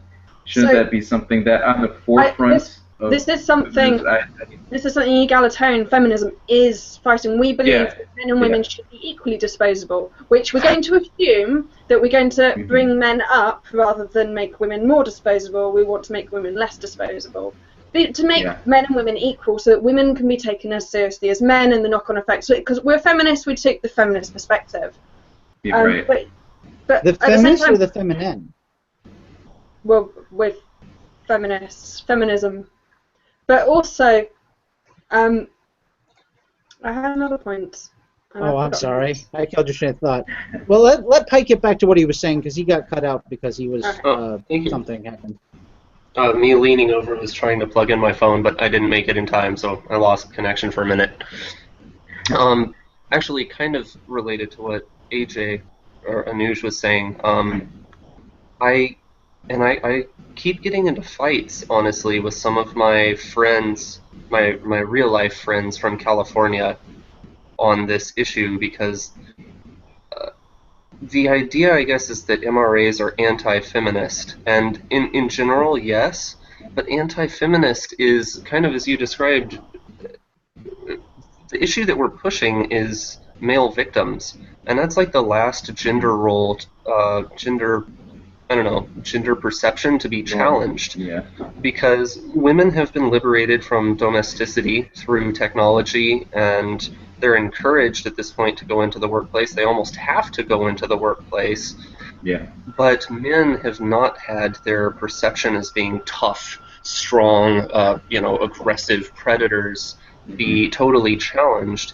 And when men do try to express a more sensitive side, they are mocked, even by feminists, especially male feminists, as crybabies, as whiny little victims, which seems like fair play, because MRAs do this to feminists a lot when they whine about small first world problems. Sure. But the truth is, according to the actual feminist schema of breaking down gender roles, you can't respond to men voicing their pain with more shame. And that's what pisses me off about masculinity so fragile, is if you really want to argue that masculinity is this fragile thing and it hurts men by not allowing them to be emotional and forcing them to only express themselves in anger and shame, don't use shaming, aggressive language to challenge men who you think are already struggling with ego, identity, fragility. That's not exactly. Here, let me hand you your white feather. Right? Or those cups that say, I only male tears, I drink male tears. It's like, so you're on one hand saying that you want to deconstruct this gender norm, this gender norm that men have of not being able to express their emotion, because I hear that a lot from feminists, but then the second a man does express his emotion because he's like, hey, there's this thing in society that is unfair to me and the rest of my kind, men, but then, so he'll say that, and then you, oh, boo-hoo, like, oh, you just this and that, don't be a whiny crybaby, be a real man, oh, real men, this and that, you know. I think so you have to be careful that, is it the same feminists that are doing this, or are you actually buffering up against two different sections of feminism? I don't think it's feminist. Sometimes it is the same, sometimes not. There's two different sections, but I think a lot of times, it's just women in general, because here's the thing. Women in general really don't want their man to be like a whiny blah, blah, blah. They want their man to be the perception of what a man is, be the perception of masculinity. And the same thing with men. Men seek naturally a woman that has female characteristics. And a lot of these things are natural, and that's why people, when they say that these gender norms are all they're not all constructs. Some of them are constructs, but not all of them. Most of them are, there's evolutionary reason why men are a certain way, women are also a reasons certain way. are also social constructs. Right? So if you go back 40,000 years ago, go back 100,000 years ago, right? We're living off, we're throwing we're throwing sticks and stones to catch animals, right? We're not riding anything, running on our bare feet across rocky terrains, like tall grasses with things that poking at your feet and everything else, right? So we're running and throwing and spearing things to catch our food while the women are literally picking berries, fruits, vegetables, you name it, right? Right. Why are they picking berries? Why are the women picking berries? Why are the women picking fruits and vegetables and stuff? Why? Because they're pregnant. They're either too young, they're pregnant, or they're too old, right? Or if they don't have to, yeah, go ahead. Or if a predator shows up and you get like some, I don't know what the predators were at this point, what the major fears would be, but I don't know. Some giant boar comes and attacks you. You're out hunting for meat, hunting for food, or there's some threat. You're gonna need the biologically more tough built strongest guy. Exactly. Well, that too, but not only that, but the guy isn't pregnant. He's not vulnerable. I'm not saying women are weak when they're pregnant. I'm saying they're vulnerable because you're spending 9 months trying to pop out a kid. Then once you pop out the kid, you got to feed it for a year. We have a very long gestation. Our species has a very long gestation. We have very long lengths of time that we're babies, toddlers, and vulnerables as children, right? Right. So, but even you have almost a year before you walk. You spend 9 months in the womb, and between all that time, there are so many things that can fucking kill you at any goddamn time. And even when you make it to like 8 to 12 years old, when you're 12 years old, you're considered a man. So you know, and when a girl is 12 years old, same thing. Even when it comes to mating and biology and stuff like that, men that tend to take more risks are always either something bad happens to them or they're rewarded for it. They're oftentimes rewarded for it. It even works out with dating. If you ask enough women out, you take the risk of being rejected by so many women, you're more likely to have a date at the end of the day, though. Yeah. And this holds true for a lot of other things for men. So men who took risks, which is part of seen as masculinity, risk-taking, tended to be more so rewarded by it. So I think a lot of these things can be explained through nature itself. And some of them are, like I said, some of them are social constructs, but I think most of them are explained through nature, evolution. Oh look, picture. Yep, I clicked on it.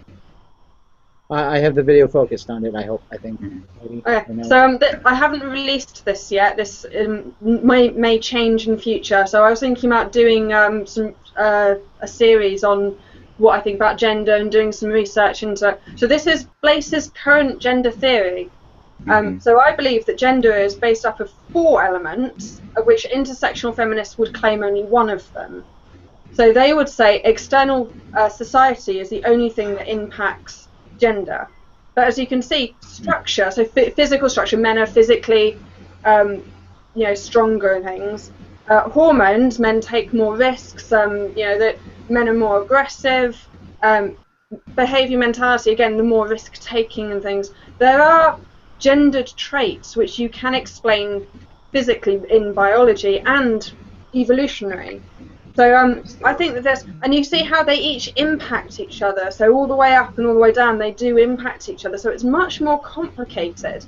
To just ignore 3/4 of this, I can't see how you can justify that. Ideologies. You'd be surprised what people can justify as long as they want to truly believe something. This goes back to Wizard's first rule. And for those who don't know, Wizard's first rule states, actually I'm going to look that up and read it verbatim. Just so I don't miss anything. So while you're doing that, can I share something really that I think is really amazing and interesting? And yeah, go. So tetrachromacy. So people often think that dogs are colorblind, and they're by colorblind, they assume dogs see in black and white, but they're colorblind the same way that humans are colorblind, or at least in the sense that they do see a part of the color spectrum, but not complete. They have 2 cones for processing visual information, whereas humans are trichromats. We have 3 cones for. Oh, perfect. We have exactly. 3 cones for processing light. But we don't see all of the color spectrum, and other animals see more of it than we do. The amount of the spectrum you see increases exponentially with the number of cones you have. So humans with 3 cones see an exponentially larger amount of the spectrum than Blaise's dog. But the gene, and I'm looking at it right here, the cone cell pigment genes are present on the X chromosome. And this means that women have a higher chance, a higher probability of mutation on this gene. And so there have been studies that have demonstrated that somewhere between 3 and 5% of women in the world are tetrachromats, which means that there is like 1 out of 20 or 1 out of 30 women out there who are seeing this massively more complex version of the world than the rest of women, but also all men, because men don't have the opportunity to have this double X mutation. So we have this cultural norm or expectation that women are supposed to be better at organizing things and better at fashion and better at style. And I don't know if you've seen this picture, but it's like all these different colors. And for the man side, there's a bracket, and there's like all these, there's like peach and almond and everything, and for the man it's just orange, and then there's like turquoise, cerulean, and the guy's just like blue.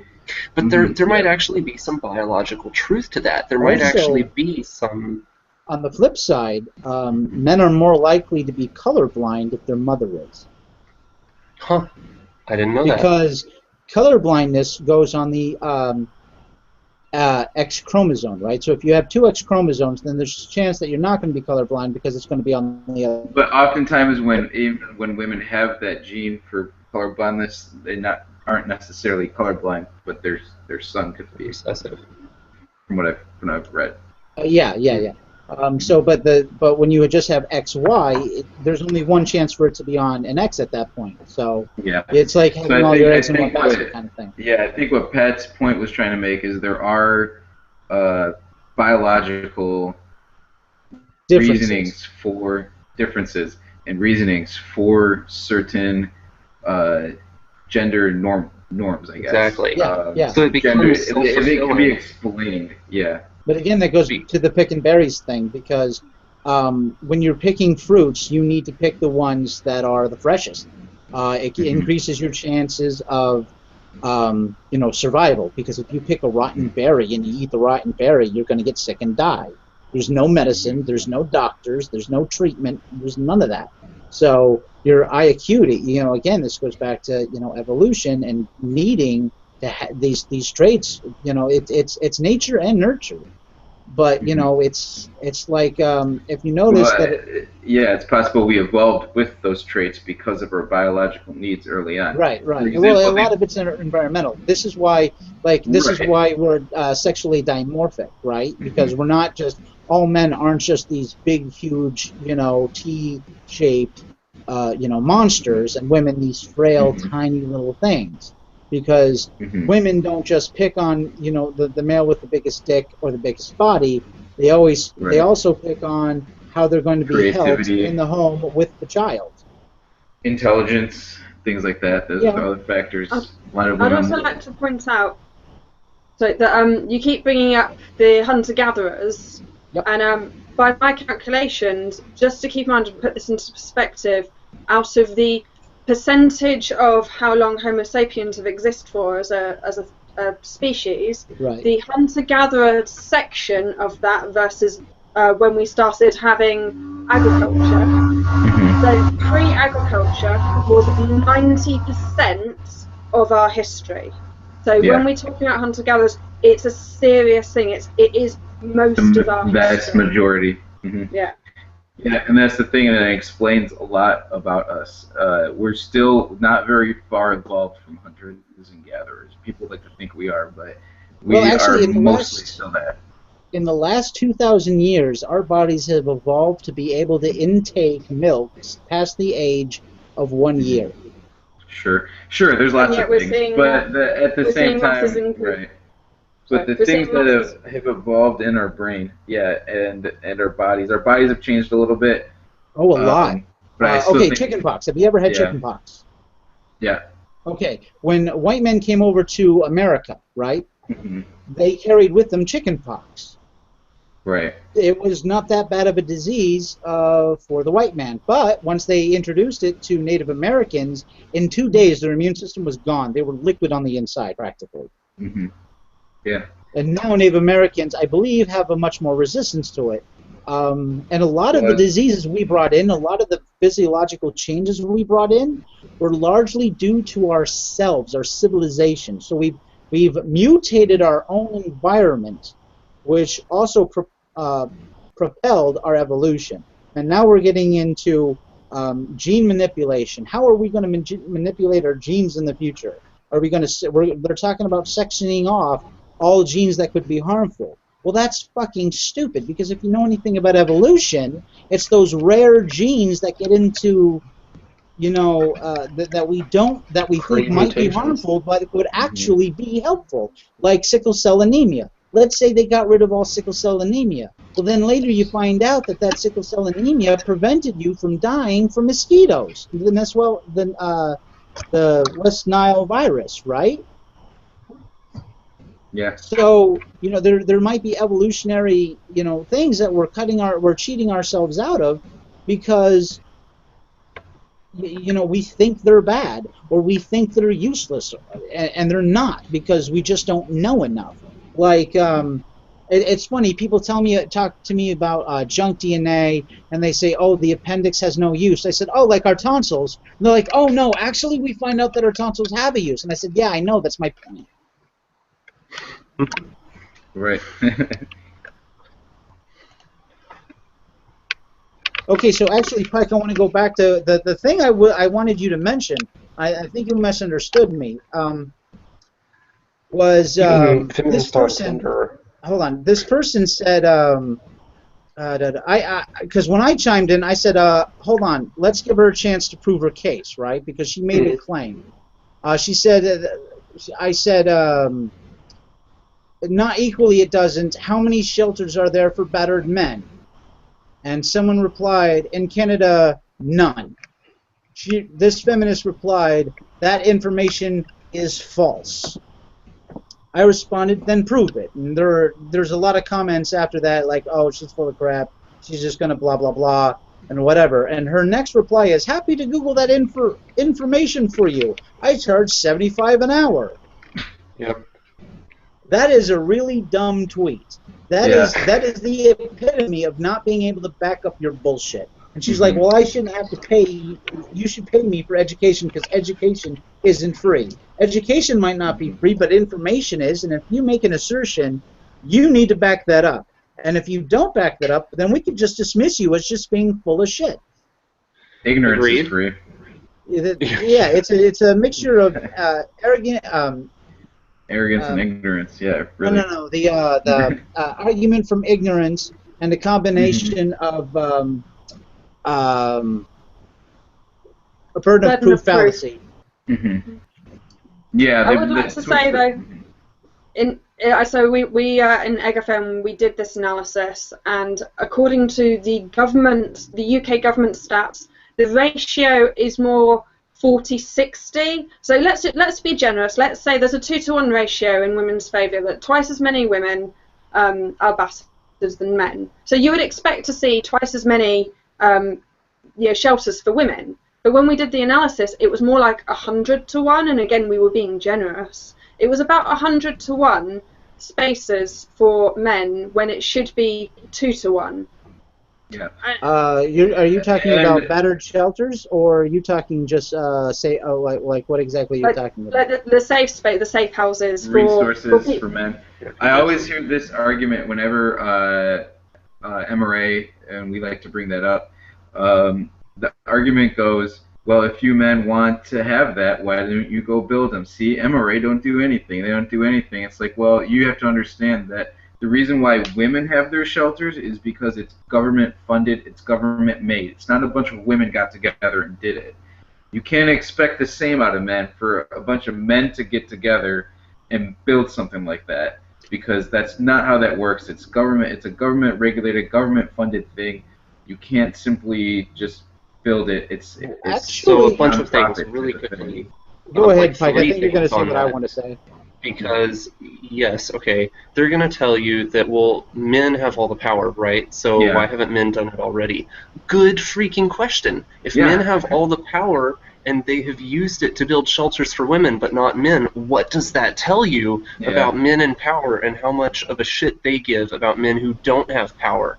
Which you'd think would be really obvious to people who go around saying that patriarchy hurts men. Well, yes. Yeah. Here's how. Actually, here's how. And you're seeing. It's not class privilege. You can't say that all men are privileged, because here is a perfect obvious example of the fact that men in privilege do not privilege or help out the men that are beneath them. They help out women because guess what? Women vote, so it gets them elected. Even men who are in the middle class who don't have as much power, they're going to be more inclined to help a woman than a man for biological and instinctual reasons, not to mention the more superficial sexual reasons. Access to sex.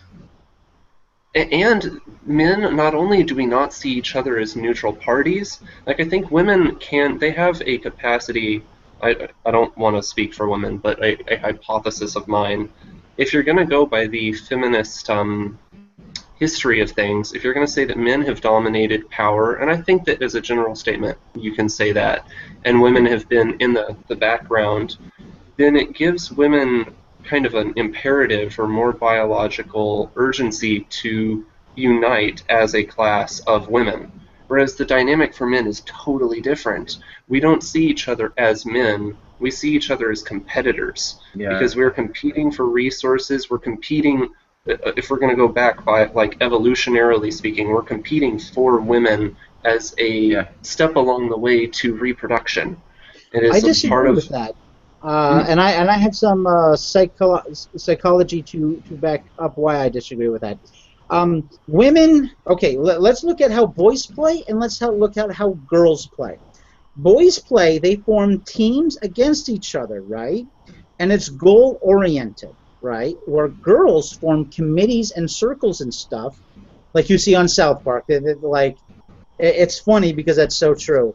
The list is very important. Someone made up a list for profit. We have to find out who, right? So they can form committees and circles and so forth, and theirs is a social goal, whereas ours is an achievement goal type thing, right? Like how many baskets or how many balls can you get in the hoop or through the net, or whatever, something along those lines, is where theirs is more emotionally and socially goal oriented. And this doesn't change when we get into adults, because, they bitch about, the feminists bitch about how, these female athletes, if they were male, they'd be making so much more. And yeah, because people aren't interested in watching them. We want to see people who are really throwing themselves into the game and destroying their knees and legs and diving for the ball, especially with the Cavaliers last season, right? You had this one guy who's basically diving into the wooden floor to smack the ball to get it to to his team, and you don't see that as much with female sports. So more people are focused on the male sports because males go all in on it, right? But what I see women attacking other women more so. See, let's look at a social party, right? Let's now take it to a social gathering party. Everybody's in their black suit and tie type thing, right? Two guys show up in the exact same suit. They are brothers. Hit the rock. Oh, dude, cool. We're wearing the same shit. They're brothers from that night, from the rest of their lives. They're brothers, right? For maybe the rest of the week or whatever. Two girls show up to the same party. What happens, Blaise? It means the same dress. If they show up in the same dress. I am not a suitable woman to ask that sort of question. Our hair totally matches. One has to leave and change because, oh my God, she showed up in the same dress. No! That would not be me. Yeah, it's someone else. turns up with the same dresses I'm wearing, they can leave if they want. I really don't. I say, but one of the women's going to leave and get their dress changed. So, oh my God, I'm so embarrassed. I showed up in the same dress as her. Mm-hmm. But yeah, men are brothers, and then women, they've got this weird competing thing. I've talked to so many women. I'm like, okay, you're dating this guy. Yeah. Hook me up. Hook me up with one of your girlfriends. And she's like, well, I don't really have any girlfriends. I have like 9 guy friends, but I don't have any girlfriends. Here's what I think about that. So I think going back to what Pat was saying, I think it's generally true, and I think what you're saying has some truth to it too. So when guys are friends with each other, then they help each other out. They're bros for life, right? Or when there's a common goal. When women are friends with each other, they see each other as competition a lot of times. But in general, women that don't even know other women tend to help out those women. They tend to get like a sense of sisterhood, which is weird. They get a sense of sisterhood to the women that they don't really know. Like there's a sisterhood. That men don't have that. Men in general, unless he's your buddy, see other men outside of that as competition. And let's say you're on a team with some guys. Those are your buddies. You guys are in it to compete against this other team and eliminate them. So it's still competition that men have with other men. There's not as much of a capacity. And when men are in power, they don't look out for other men that have no power. I think because they are fighting for the resources, and those men know that they get to keep those resources, whether it's women or money or whatever it is. I think that a really good way we can explain this is when you look at marriages with multiple people, so polyandry and I can't remember what the other one's called. But if you have a woman with multiple men, she can get pregnant and she knows it's hers, but the guys don't know whose it is. So there's no benefit to men. The men are in competition with each other because only one of them can get the woman pregnant. Switch that around, you have multiple women to one man. Well, the women all know that when they get pregnant, that it's going to be theirs. And they've got other women around to share the burden while they're pregnant and to raise the kids a lot more in the home. It's actually socially a much greater advantage to women to have to be part of multiple wives than for a man to be part of multiple husbands. So I can see how this would then extrapolate it into the social areas of, oh well, women just aren't in competition with each other and men are. Right. But I find that a lot of go ahead. Well, actually, I want Blaise to talk for a bit because we are talking about gender competition, and I think there is going to be female competition. So Karn did raise this about how women play games differently than men play games.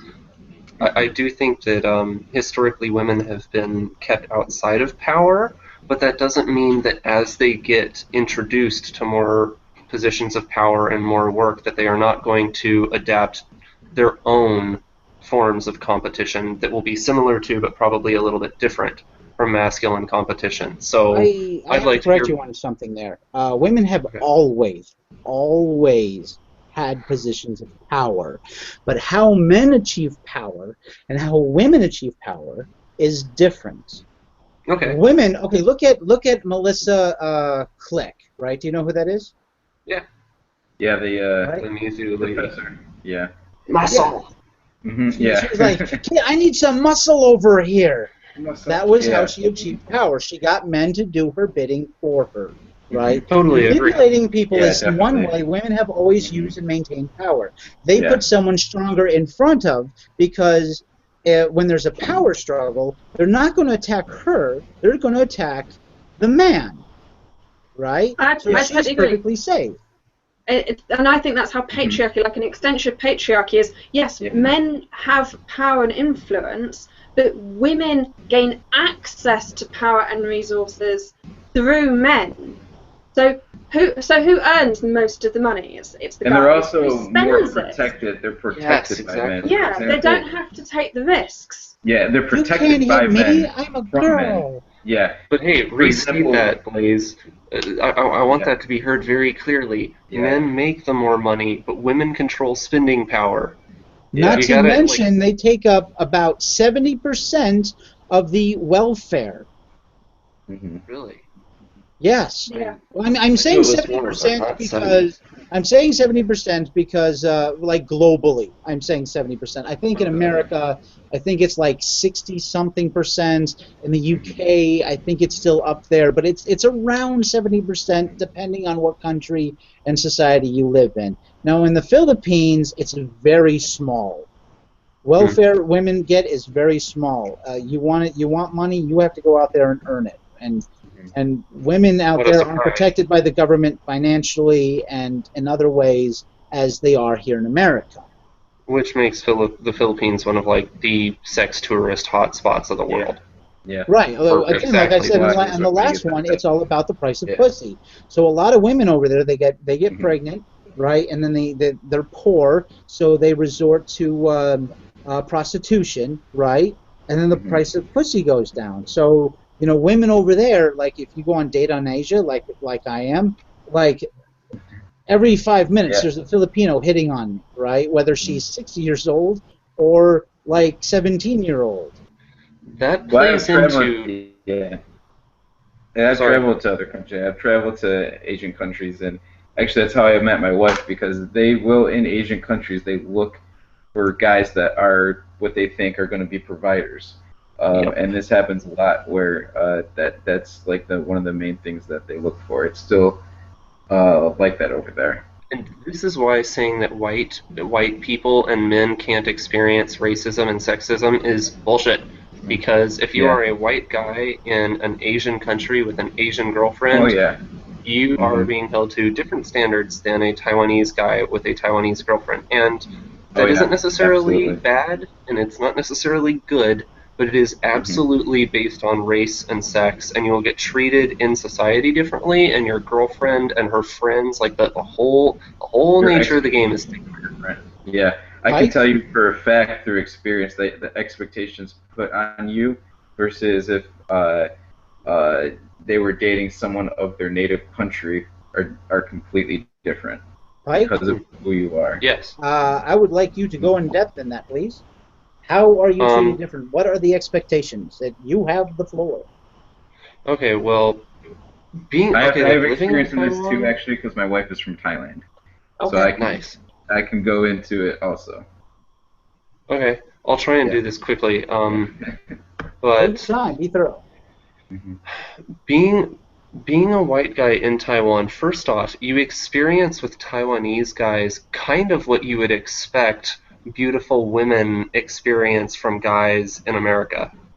Like, okay, for instance, there's this one guy, and he works at the Family Mart by my house, and you have to understand, Family Mart is like 7-Eleven or Family Mart. AMPM or whatever. Definitely. But in Taiwan, there is one. I'm not exaggerating. There is one on every single street corner.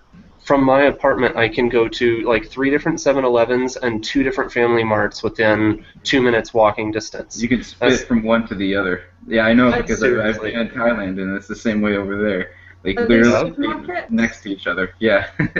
Well, they're more like gas station quick shops. So they're like a 7-Eleven. I Yeah. don't know what a 7-Eleven Smaller. is. Oh my I god. don't even know what a 7-Eleven is. Wow. What do they call them in the UK? Convenience. It's a convenience store. I yeah. don't know if that's what they call them. Yeah. You can walk in there, buy a bag of chips and a drink. Yeah. I can't even think of an equivalent. It's not even like Walmart. Right. Like No. the corner shop. Yeah. It's like a gas There you go. station with attached a big grocery store. Right. Okay, It's so a you're petrol saying there's a pump. guy that works in your. Okay, wait. Have you That's seen fine. Transylvania 2?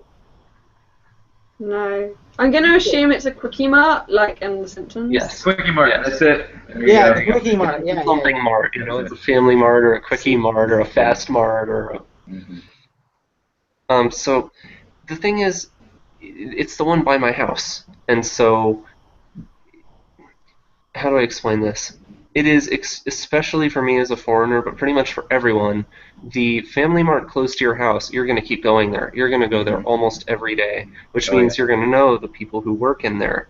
And I'm a night owl, obviously, because it's like 4:45 a.m. Where I am right now, and I stay up this late most of the time. So there's this guy who works the graveyard shift at the Family Mart, and since I'm always the graveyard customer and he's always the graveyard worker, I always bump into him. And he speaks kind of decent English, so when I come in, he chats me up. And Taiwanese people are insanely friendly. I'm going to talk about Taiwanese people, so I want to get that out of the way. They're some of the most cordial. They honestly treat foreigners as guests. They really do try to be hosts, and they're like the opposite of Americans in the sense that if you ask a controversial question to a group of Americans, most of them will be jumping to discuss it. Taiwanese people are so sensitive to the feelings of other people in the room that they all like look at each other and they're like, well, they couldn't get angry enough to have a PC movement because they already are rather PC, to be honest. And like I'm sure that in like private groups the opinions come out or something, but there's a lot more harmony here, and I like it, and it's more convenient. But okay, so I come in. Are you advocating that a social justice world is a better world, that this is a good thing? I think people should come out and see it for a year, and you should get your own. It is a more socialist country. They have a social health care program that I love. I'm told that it's bankrupting them, but while I'm here, it's great. I get free health care. I get these $1.50 physical therapy appointments. And it's easy. I walk in once a week. They give me like a heating pad thing. They do like a laser muscle relaxing thing. It's great. It's really fast. It's really convenient. If you go to the dentist and you get a filling, $3, $3 US, 100 NT for a filling, and you're in and out in like 45 minutes. There's almost no wait, and they have really sophisticated, great equipment. Wonderful. But their wages are like $4 an hour. Their minimum wage is $4 an hour, and it's expected that you'll have to work overtime. You don't get paid overtime. They won a maternity leave thing, so that's good. But people slave as workers here. And when you ask them what they do on the weekend, if they aren't retired, like the older generation, they're doing pretty good for themselves because now they're retired and their economy was strong. But this millennial generation is suffering the same way that it is in America, but even harder. Yeah, I said it's because my wife is just still in Thailand right now until she comes here. Works 7 days a week. She gets about 4 days a month off. Sorry, right? That she gets to take. Yeah, and they're like 12-hour days. So yeah, it's brutal. Yeah.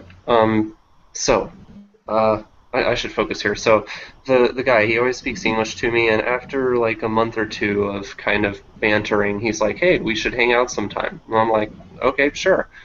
So we go to see a movie, and he insists on paying for my ticket.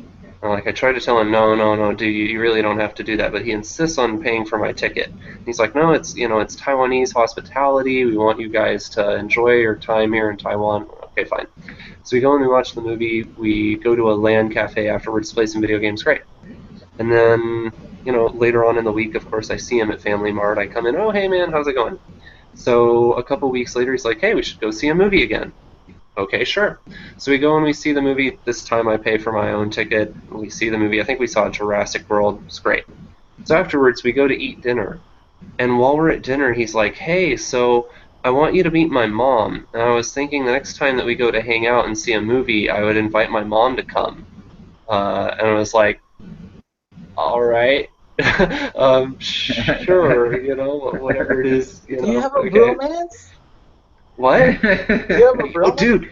Okay, so, yeah, and then I think it's the same hangout. Like, in the very next sentence, he tells me, so, yeah, and my parents, they bought me this apartment in another part of town, and I'm not going to have to pay rent on it, and it has 2 stories. You should come move in with me and be my roommate. And I'm like, that's nice, but I don't like you like that. Can we just be friends? And I was like, wow, am I really having to do this? And then, like, the next time that I saw him, he told me about how he really wants to open a business. He wants to start a bike rental shop. And, you know, we could make a lot of money together. And I'm like, that's nice. You do that. Because I'm probably going to leave this country at the end of the year. But that's happened to my roommate, too, where he's made friends with some guy at a club, and they get along great, but every time they hang out, the guy is like, hey, so when are you going to show me your apartment? When are you going to show me your production equipment? When are you going to... And it's like this, honestly, it really is nice guy entitlement syndrome to the max. And as a foreign white guy, there's this the same way that I think, hopefully people won't jump down my throat for saying this, but the same way that I think there's an understood racial tension between white people and black people as strangers, not necessarily racism, but just like there's an acknowledgement in America of like, okay, there's a history here, and we have to be sensitive to it. There's a forced understanding that you speak English and you come from America where you make $8 an hour at a minimum, and they're gonna try and speak English with you. You're kind of their friend, but you're also kind of their English tutor, their free English tutor. And that's why they want to give you free stuff. That's why they're really friendly to you.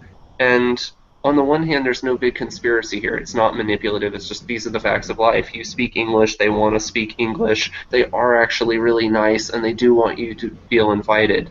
But then on the other hand, you do get these people... Yeah, you do get these people that are like, oh, hey, I've always wanted to go to the States. When I go to the States in a couple years, can I look you up?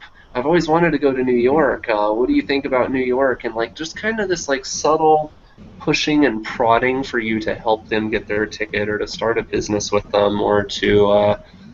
I wonder if rich people get this. If this is actually a class rich person. If you have a rich friend, it's kind of how you treat them. Oh, you're going to do stuff for them. It's the hope that they're going to throw you a bone. Yeah. Yeah.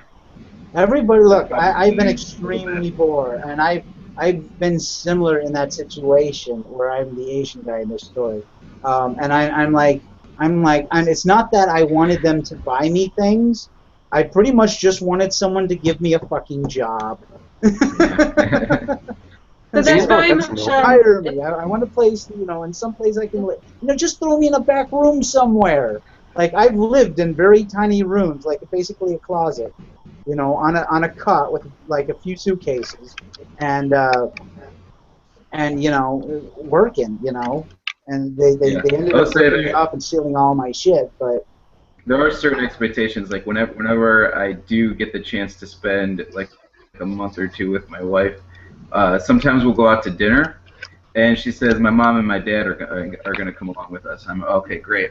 And then instead of that happening, what happens is like I get like her extended family that shows up, like her entire like cousins and uncles and kids and children, and I'm just like, oh, I guess luckily meals don't cost a whole lot there, so like paying for all those people is kind of like paying for just mom and dad to come over here, but they'll pop up with like a whole bunch of people that I want to say it's kind of like they do take it's not that they view it as taking advantage of the person, but they view it as like your hospitality towards them in a lot of ways.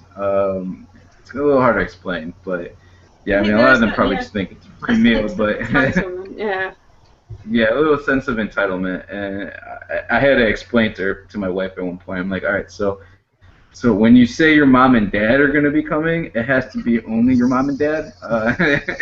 It can't be like Uncle Ralph too, So I think would you be happy if she was upfront about who was going to come? So you could be like, that's fine. I don't mind paying for all 20 family members. That's fine. I just want to know about it in advance. I want to be able to know who it is that. Yeah, exactly. I would definitely have been a lot happier with that. But yeah, there was a few. Bring over 20 family members. Can half of them fit in dressing drawers? Are they that short and small? Yeah, they just pop out of the woodwork, man. Like family members that they own like what they'll do a lot of times is like they'll rent like a whole apartment complex, and the whole apartment complex will be one family. And they'll all live together in it, like. Yeah. See, that sounds really nice because, like, my family are really dispersed, and so I rarely talk or see them. It would be nice to actually be closer to people. I actually purposefully moved closer to my husband's family because they're lovely, Right. and I wanted to have family nearby. Mm-hmm. Yeah. Yeah. That's something interesting that happens here. Is the island is so small, so I do have these 60-year-old. I call them my tea lady clique. They tell me that they're gonna meet up. They're gonna have like a class reunion, and I'm like, oh, college or high school, and they're like elementary. I'm like, oh, okay. Yeah. And they're like, yeah. So all of our elementary, we haven't seen each other in 45 years, or we haven't seen each other in 50 years. And I'm like, wow, okay. Yeah, good for you. Most of them are dead. Right? But they can do that because the island is so small. To go from the northern tip to the southern tip is like 4 or 5 hours, and to them that's like this really long trip. And I'm like, oh, you've never driven from San Diego to San Francisco, had your like legs cramp up. No, I hate 10-hour drive and just shoot me. This is I quite hate driving to interesting because it's like, Cincinnati from Cleveland. It's like, oh my god, this is never going to end. so in the UK it said that 200 miles is a long way, but in America 200 years is forever. Yeah, you guys have houses older than our country. Yeah, we have pubs older than your entire country, but at the same time, driving to Scotland is like, it's a long way. A long way. Some people take road trips for days here, like literally just have make something like an event out of it. Someone mapped out and drove through all connected 48 states. Guess how many miles were on the GPS? Yeah, it's gotta be tens of thousands, right? Give a solid number. How Let's say is it 8,000. longer than the circumference of the Earth? Okay, you said It's 8,000? probably getting there. Let's say 8,000. 8,000? All right, Pike, what's your guess? I'm sorry, it's the measurement of what? Run it past me again. They did it. They all connected 48 states, right? They did a route, right, and drove through every single state, one by one, in the connected states, right? So obviously not Hawaii and not Alaska, right? So throughout that driving to hit every single state, how many miles were racked up on the GPS?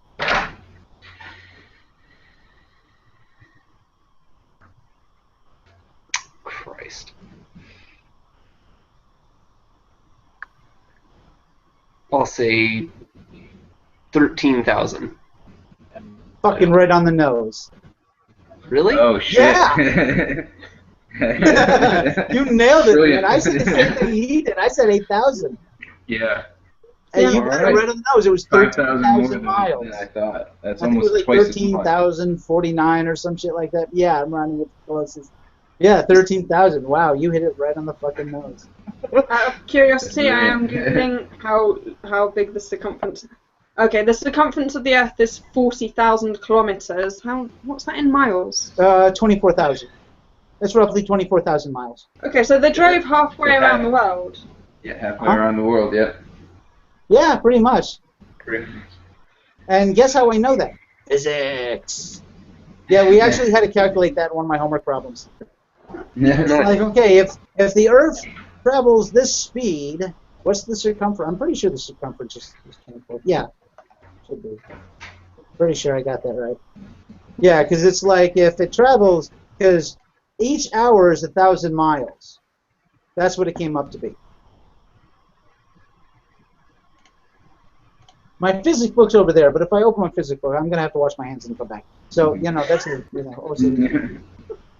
Yeah, I bought different headset, right? Any better? This week than I did last week because my last headset it fell on the floor, and I'd have to wash it, and I didn't have time before the show. So I just bought a new pair. Discuss dollar. This because your floor is that disgusting, or because you have a thing about things being on the floor? I'm severely obsessive compulsive. I'm worse than Howard Hughes. Or Monk, if you've seen the TV show. So your floor is probably really, really, really clean. No, it's absolutely a disaster area. But that's not my fault. That's because, well, I'll explain to that later. Off air. Okay. It would be really, really clean. It should be, but there's a really good reason why it's not. I'll explain off air. Anyway, moving right along. So there's also, okay, I got a question for you, Pike, since we're on the topic of, well, this is an egalitarian, so we're talking about equality and stuff. Have you ever been called bird shit? Have I ever been called bird shit? Yeah. Or any other offensive name that's clearly meant to be a race plot. Anti-white thing. Yeah, I'm actually surprised you're surprised by that. I have one. Not Taipei, but this is in Thailand. So what they do is when they see Western foreigners, they call them Farang. That's their term for that. And I still have members of my wife's family that will Farang, which is, I don't think it's meant to be derogatory in any kind of way, but it's kind of strange if you think about it too, because it's like an all-encompassing term. It'd be like if I was, like, my wife was over here in my family, we would be calling her, like, the Asian. It's kind of interesting that, but yeah, actually a lot of people don't know this, but, like, there's a lot of Asian cultures, I wouldn't say they're particularly, like, racist or anything like that, but they do that kind of thing. They do that whole pick names for, like, different races and cultures that they have. I'm fairly certain that's fairly universal for one culture to have a name for another culture or for other things, particularly if they're people who are far away or who are quite different, who they just, right. Yeah, there's no. Why would they be able to tell the difference between a German and a British person? There's no reason why they've got no experience. Yeah, exactly. Well, it's like if you take a Japanese person and a Chinese person, put them next together, and you ask someone, okay, which is which from America, most Americans are going to be like, fuck if I know, right? But over there, they can, like, most of them can tell pretty quickly. Oh yeah, they know. But I bring up the bird shit one because apparently maybe that's more mainland China, or maybe they know that you know. That's what I was going to say. Is no, it is in Taiwan's best interest to treat Americans very, very, very nicely, because America is the only one going to be big enough to go to bat for them if China decides that they want to snatch Taiwan back up. Because Taiwan's history is that Chiang Kai-shek left China, and actually was forced to leave China and came here. And there's a long history. They have a weird dynamic of leaving China but then being occupied by the Japanese for a long time. And the Japanese really industrialized the society, but there was a lot of damage done. Rape. But yeah, the dynamics between different Asian countries is pretty intense, but China is kind of at the middle of most of them.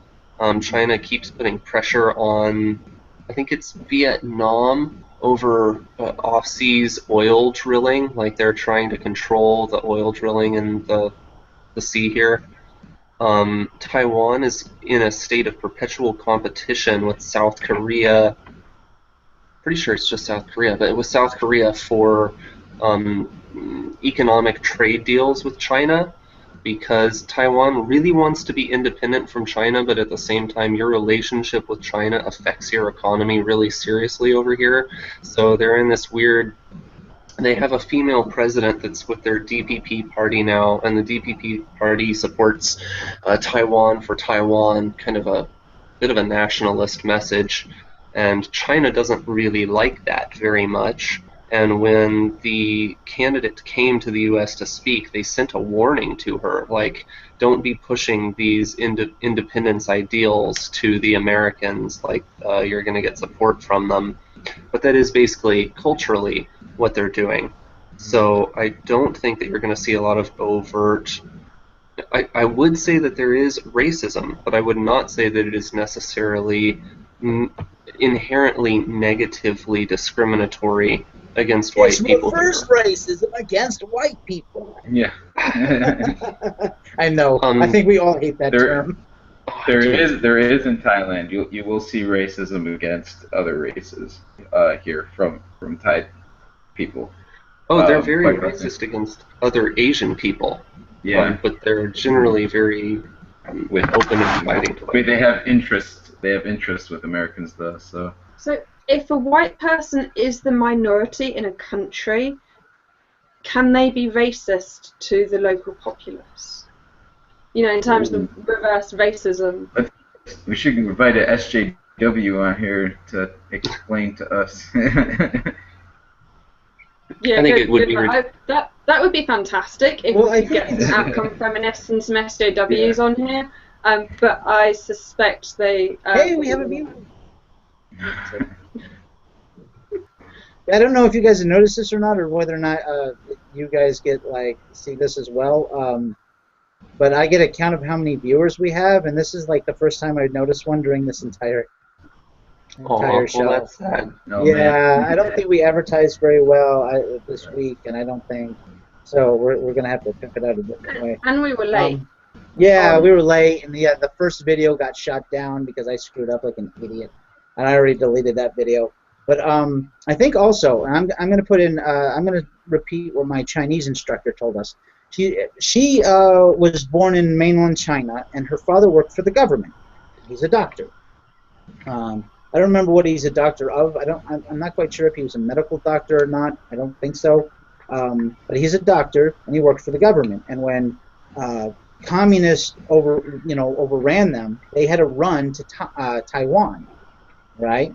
So she grew up mostly in Taiwan, but she keeps going back and forth between the two, right? And when she was in high school and college and stuff, they said, you will go to America and you will get money, and then you will come back here and we'll kick out the communist Chinese, and we'll overthrow them. And like there was this huge propaganda, and they all promised to prosper and go back to the motherland and retake and all this other stuff. And it's kind of funny.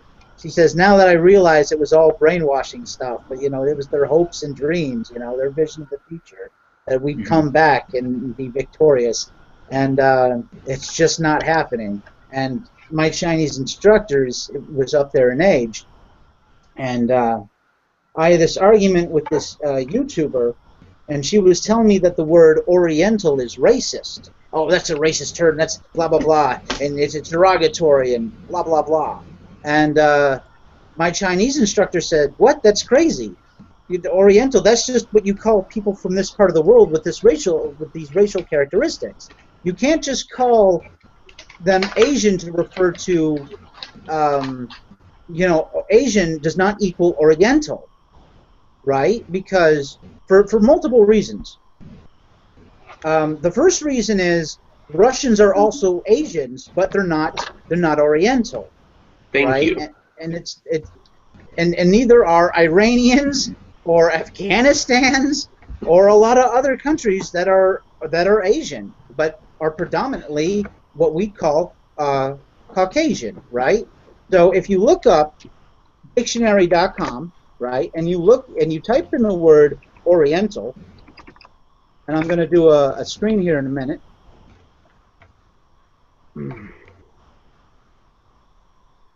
I was talking about breaking down words before, right? So AL means pertaining to. Orient means east.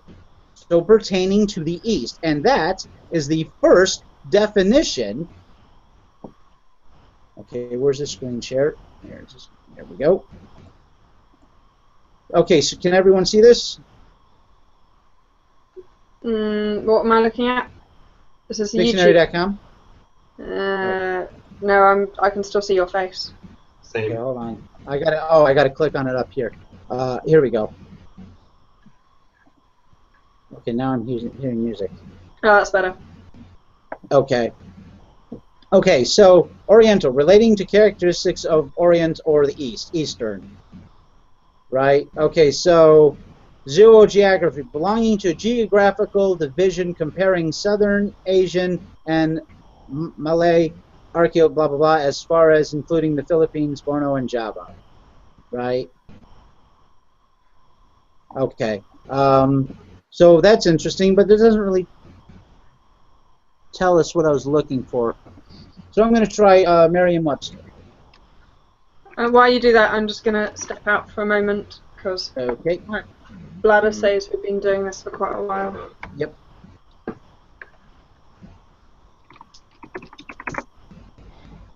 How long are we continuing for? Say again? How long are we going on for? It's Until we decide to break up. okay. I don't really mind. Okay. I think we're at about 3 hours now. Crap. Well, I did have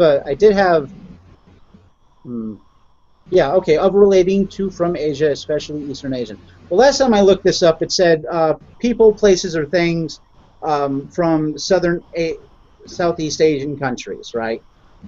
I would not consider the Philippines Oriental, but sure, I mean, it's kind of almost there racially, right? So when you think of the Oriental in respect to people, as the definition that I originally found, but I can't back up at the moment, it said people, places, or things, right? So there are Oriental countries, there are Oriental people, there are Oriental things, like Oriental rugs, right? Rugs made by Oriental people in Oriental countries, or, you know, whatever.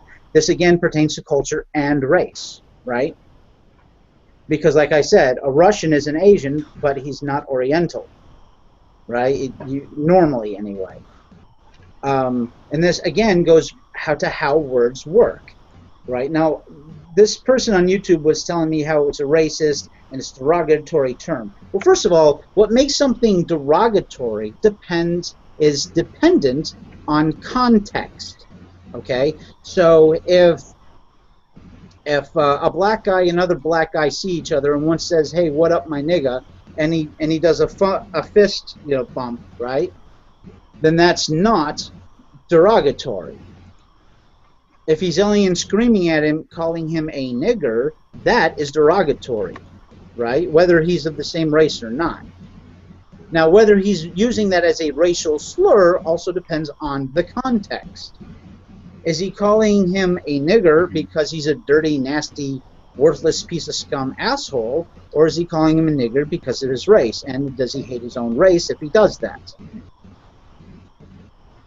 Right? The same thing is whether or not calling someone something is sexist. I actually had a bunch of feminists telling me that if I call anyone a cunt, that's a gendered insult, and I'm insulting the entire gender.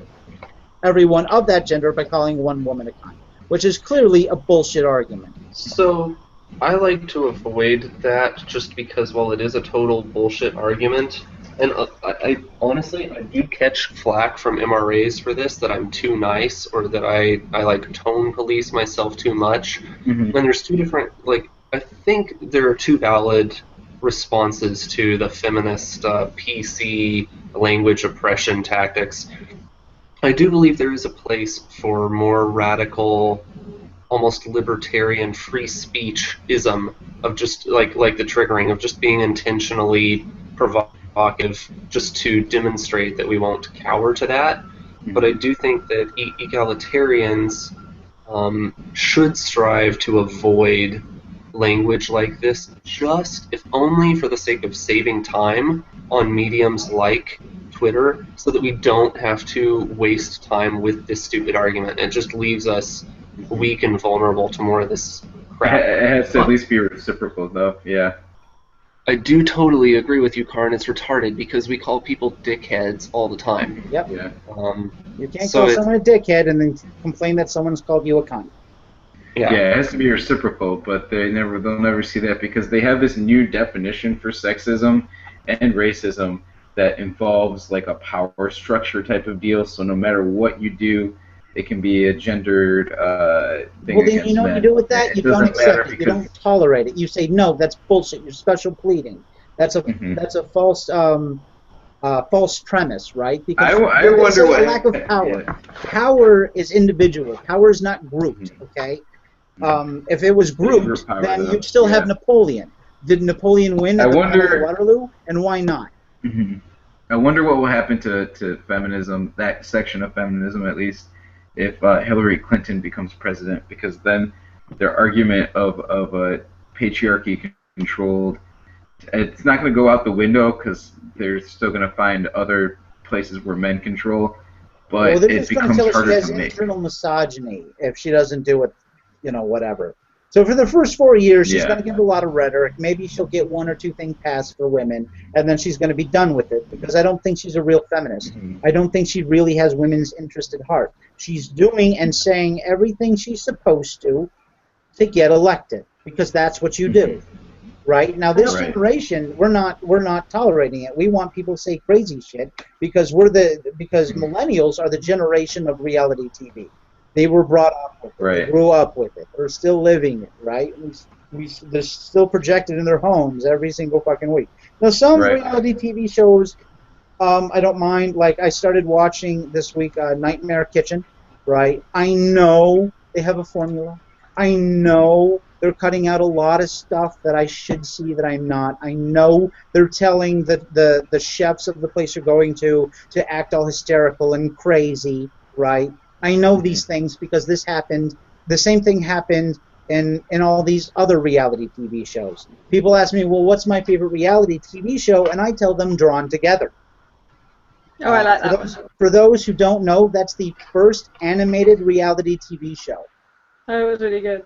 Also, did Obama getting into power stop the pleas of racism? No. But I think racism and sexism aren't exactly always the same thing. But they have similar arguments and premises, so I don't think that her getting into the White House is going to make an iota of difference to their special pleading. What I think is going to happen. Obama this entire time has done nothing but plead to feminists and women. The entire fucking time he was in office. You know why? Well, Bernie too. Because women vote more than men. You know why? Because there's fewer women in prison. There's fewer women who are convicted of the same crime men are. 1/4 of the women who go in front of a judge receive no prison time, or considerably less prison time, right? They get considerably less sentencing. And I would say that is misogyny.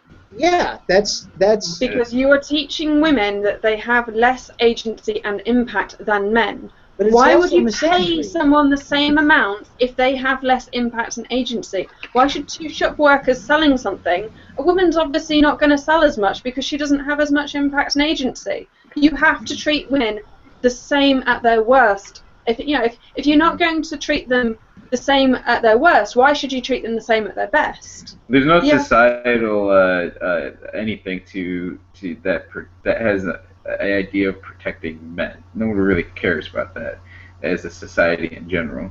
So, if one man puts another bad women. Man away, well then he's a good man. And then, but there's still like even when it comes to like sexual harassment or something like that, like if someone hears it happen to a woman, oh my god, poor her. But if they hear it happen to a dude, like, oh, what's the matter? Like, what? That's great. What are you talking about? Like, you know what I mean? There's not the same. That has happened to me. Oh, I scared our viewer away. That continues to happen to me actually, and the sexual harassment is different here in Taipei than it was in America, but that has happened. I got groped. I was riding a bike on my way back home, and someone got a nice handful of my ass for like a good second or two. And it's really packed and crowded, and so like I don't know who it was. I didn't get to I didn't know if I should I didn't know how I should react if I could spot the lady, if I would like ask her to go out for drinks or yell at her. Yeah. Well, you know what? Yeah, right, this is what I said. This is what I said.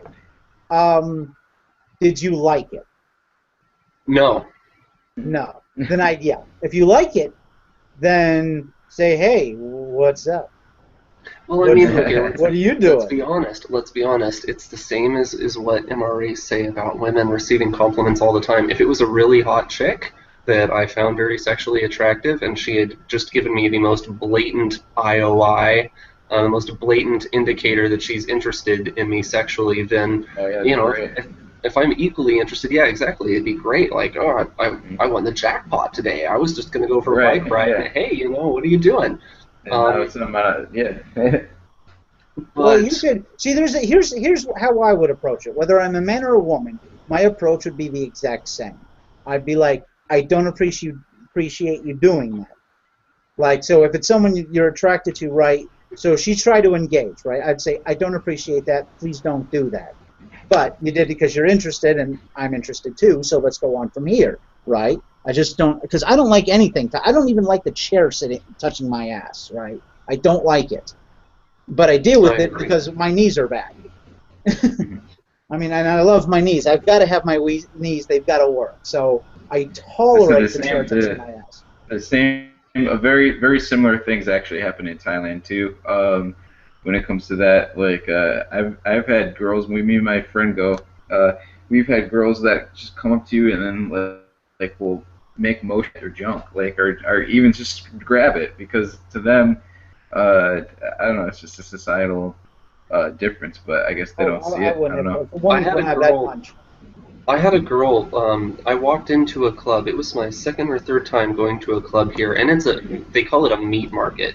It's like $15 cover and unlimited alcohol. So like there's a progression of the night every time you go. At like midnight, people are kind of moving a little bit. By 1 or 2, everyone's moving, and at about 12:30, everyone has partnered off, and you've got the person that you're taking home. I mean, it's pretty clear the reason that people are coming here. But you have to show your ID at like the booth before you step down the last 4 stairs onto the dance floor. And I hadn't even finished putting my ID away. I was still trying to fit it in my back pocket. And this girl, who I think she was probably one of the hottest girls in the club, she walked straight up to me, and without saying anything, she walked straight up to me and kind of like a finger traced my chest, and then with her other hand just grabbed my junk, just like full on. Yeah, like, it's common. And I was stunned. I was like, hi. Right. Yeah. What's your name? Introduction first. This is where you either punch or you grab them right back. Mm-hmm. You'd be surprised that this happens. Oh. This happens over there. Like, I'd go for both boobs. One of the two. Yeah. I'm more likely to go for the boobs because if I touch butt down below, I gotta wash my hands. Right. But see, like, if I did that, I'd probably get kicked out. Yeah. And I mean, like, of course. You can get away with it. She grabbed mine. Why do you hate whites? Because guys always want sex, and guys are always the aggressors. Guys are always the ones who want sex. Women, you have to like really persuade us and tie us down. Women just never want sex. I mean, no. Travel out east, you'll find that. Unless you're married, then they really want sex. But with the guy next door. They're actually a lot more open sexually in countries like that women are. They're much more comfortable with their sense of femininity and their sense of sexuality. They don't make a big deal about things like that. So that's why you probably see things like that. It's not a weird thing for them. They're conservative about it. They don't talk about it. They're very shy about it. But at the same time, they're not. It's weird. It's kind of a strange. If you get a girl, it's in the right. It has to be in the right setting, though. If it's in the right setting, they're all of a sudden much more open about their sexuality.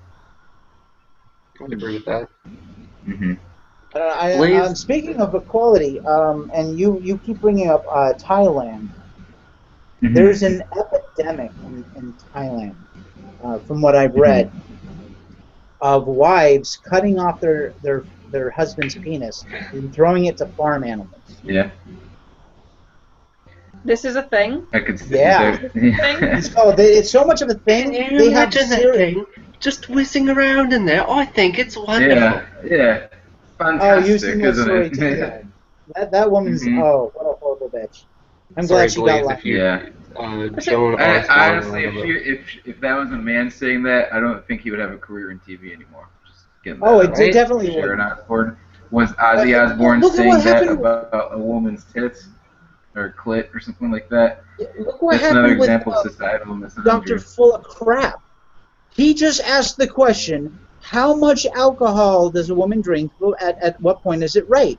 And they kept calling him a rape apologist all over the fucking media, just asking the Right. question, how much alcohol does it take And I before think it's rape? At what point? Just asking I think that that's a other legitimate people's question. opinions. Yeah, it's a legitimate question because there is no real right answer to that. Yes, Because it there can't is. be just one beer.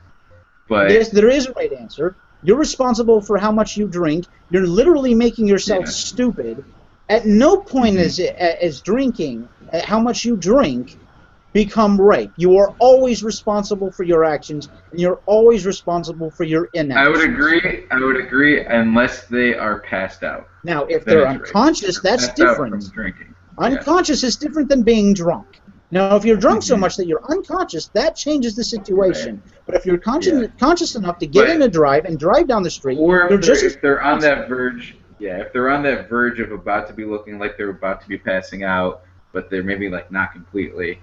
I think you would characterize that as probably I would say that's okay that's characterized, but not if they're just drunk. That's Yeah, it. well, someone like me is Yeah. never going to know. I I would think never be Right. able to know at what point is she going to be unconscious unless she passes out, right? And even, okay, so Right. let's take this. You're having sex with a woman, right? She's exhausted, you're exhausted, but you want to get it on anyway. So halfway through, she falls asleep. Are you now a rapist? I think if you carry on, If you then keep No, I'm carrying saying on, no yeah, alcohol that so, night. yeah. No alcohol that night, right? Are you then a rapist if you didn't notice? Because she's been unconscious for, let's say, 10 minutes of the sexual intercourse. Let's say you're doing doggy style. Mhm. And you just didn't realize that she fell asleep. I heard Under that. UK law, Whatever. Can't see her face. Hold on, Yeah. I got one ear in and one ear out. under There UK we go. law, rapists know that they're rapists. Like there has to be reasonable cause for them to believe that consent was not given. So you can have a situation where a woman claims to be raped and he genuinely didn't think he was, or vice versa, you know, because women can rape men. I'm glad we're talking about this actually because I'll bet here's feminists oh, would go ahead. I'll bet Go that ahead. most feminists are pretty pissed off about that because that seems like a different tilt in the balance of power such that a lot of men could just claim or feign ignorance Well, of. it does say reasonable. So if you walk into a woman, into a room, and there's a woman passed out on the floor, clearly, right, that's a situation where you know you didn't have consent, right? Yeah. Especially if you've never met the woman. Now, if you walk in... In the U.S., yeah. Oh, go ahead, Go ahead, AJ. Okay. So in the U.S., they're starting to do So in the U.S., they're starting to do laws but before the standard was no, it means no, and that's still the standard in most places. But now they're starting to do laws where you have to get an affirmative yes. In other words, she has to somehow say that she is okay with it. Not only throughout, you need not confirmed just verbal once. consent. Yeah, not just one time though, but it needs to keep happening and happening and happening throughout. But You have to keep asking surely and asking and she asking. has to have his consent as well. No. No. Which is good, and that's where this becomes Mhm. This is now women no longer Inappropriate. have responsibility because equal Right. rights have to come with See, the equal way that the responsibility. law The woman is is no written- longer responsible for Yeah. her own body at that point. The way that the law is written, it doesn't gender specify, but it targets men because of the nature of the way For that instance, sex is going to work, and they know the way that sex is going to work. for example, according to the laws in the United States, right, because of Mary Koss, in order for a male to be raped, he has to be penetrated. So Yeah. a woman could hold a gun to a guy's head, say, Yeah. put your penis in my vagina or I'm going to put a bullet through your head. He puts his penis in her vagina because she's forcing him to, and that's not Yeah. rape. Right. I think that is absolutely disgusting. Removing women's agency to a point where they can't. The same crime it is forcing someone to have sex with you is, in my opinion, rape, and I think most people would agree with that. Yeah. I And would then take the to extension. remove this agency from women is ridiculous. That is completely belittling women. And of course, male rapists should be recognised. They should get the help. They should get the support. Well, it's called There's a very sexual famous assault in poster. America. Yeah. So she There's a sexually very assaulted famous him, but not poster. raped. So she gets 2 years Exactly. instead of 7. Yeah, Mhm. and There's a that's very disgusting yeah. against both There's a very- genders. Right. There's a very famous poster that was posted in some university. I forget exactly one. It said, Joe and, I don't know, it's just names I'm making up, but I say Mark and Cindy were both at a party having drinks. He took her home. Jake. Jake. It was Jake? I'm pretty sure it's Sounds Jake. about right. And I thought it was something with a J. And it says he took her home and they had sex. Next day, Jake was charged with rape. Don't be that guy. Blah blah blah blah blah. Yeah, and don't- then everyone don't be in the that guy post campaign. pointed out, like, wait a minute. Jake was drunk too. Doesn't that count as her raping him? No, But because the according to poster Lacey never Green, mentioned the anything. penis goes in the vagina, so it's his action, Yeah. which is Mhm. bullshit. Never mind the part where she has to open up her leg. By the way, I want to clarify. Your yes means yes isn't state law or federal law. That's the policy on college campuses that they took up. To clarify, Right, and a what lot I- of those, hold on, a lot of Yeah, men I who know. have been thrown out of universities because of the yes means yes Mhm. have taken the Mhm. colleges to court, have sued, and yep, okay, there we go.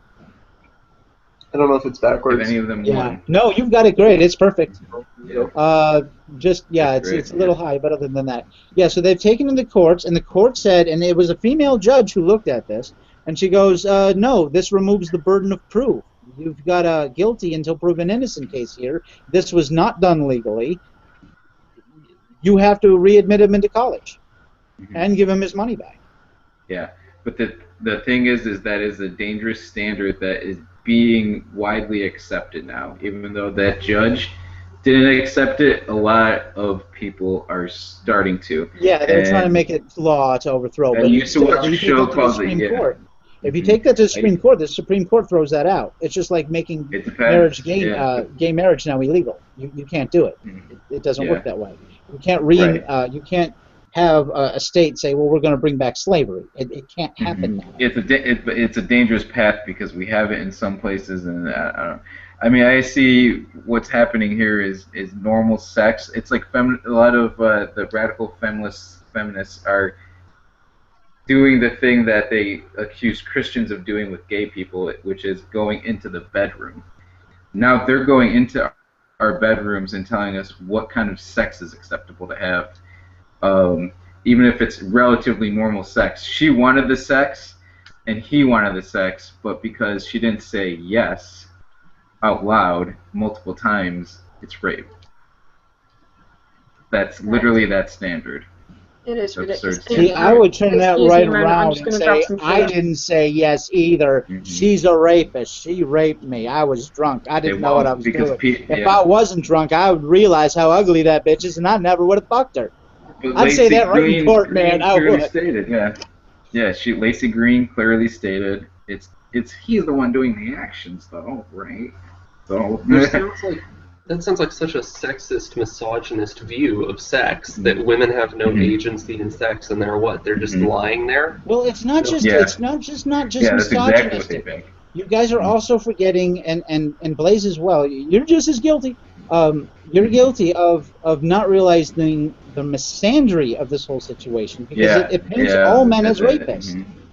Mhm. Right? It says that we're Yeah. all potential rapists, and as one feminist claimed, at least one, the only reason men haven't raped is because they haven't had the opportunity to do it and get away with it, and that's bullshit. All right? Yeah. It's Yeah, just all men utter are ridiculous. rapists. And it always goes back to that argument that I had earlier that when fake false rape claims happen, the first thing people do is, oh, but what about what this is going to do for other women that were actually raped? It's going to make them not 100% believable. And it's just like, okay, yeah, true, but what about why aren't we talking about the fact that a man went to jail, to prison for 10 years? You know what I mean? Yeah.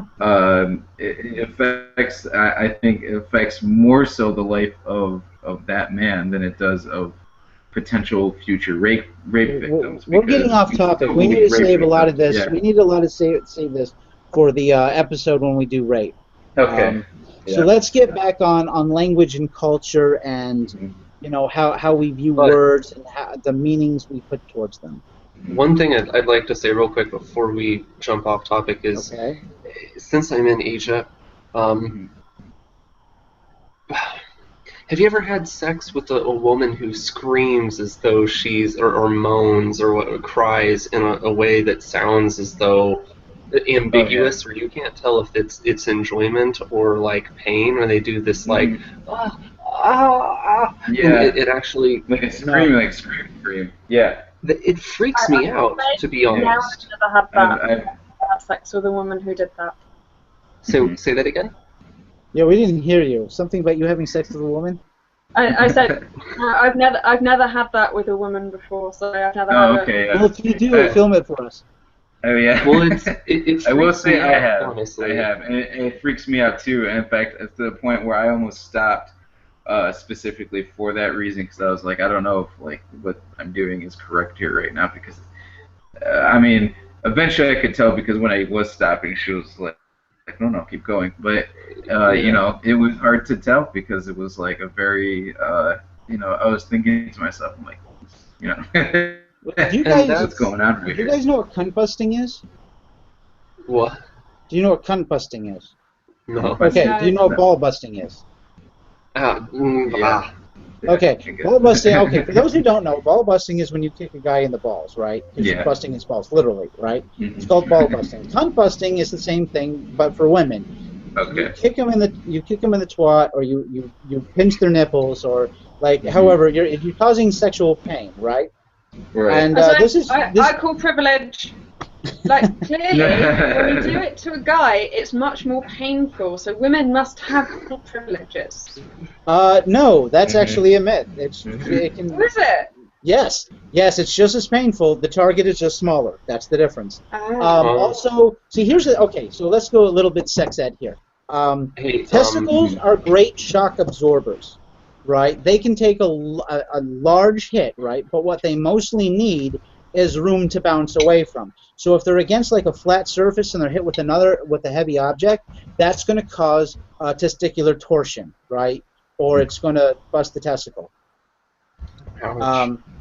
Yeah. You guys are getting a lot of phantom pains right now. Now women, you can kick a woman hard enough to where you can kill her if you kick her between the legs too hard. However, if you squeeze testicles too long, I think it's about 30 seconds, the guy hemorrhages and dies. I'm going to put links down below for a story that actually happened. There was this an argument over a parking space. This woman was really mad, so she grabbed a guy by the balls and squeezed for so hard and so long that he actually keeled over and died. She went to prison for manslaughter. And he died because of that, not because it gave him a heart attack, or there was another... It's,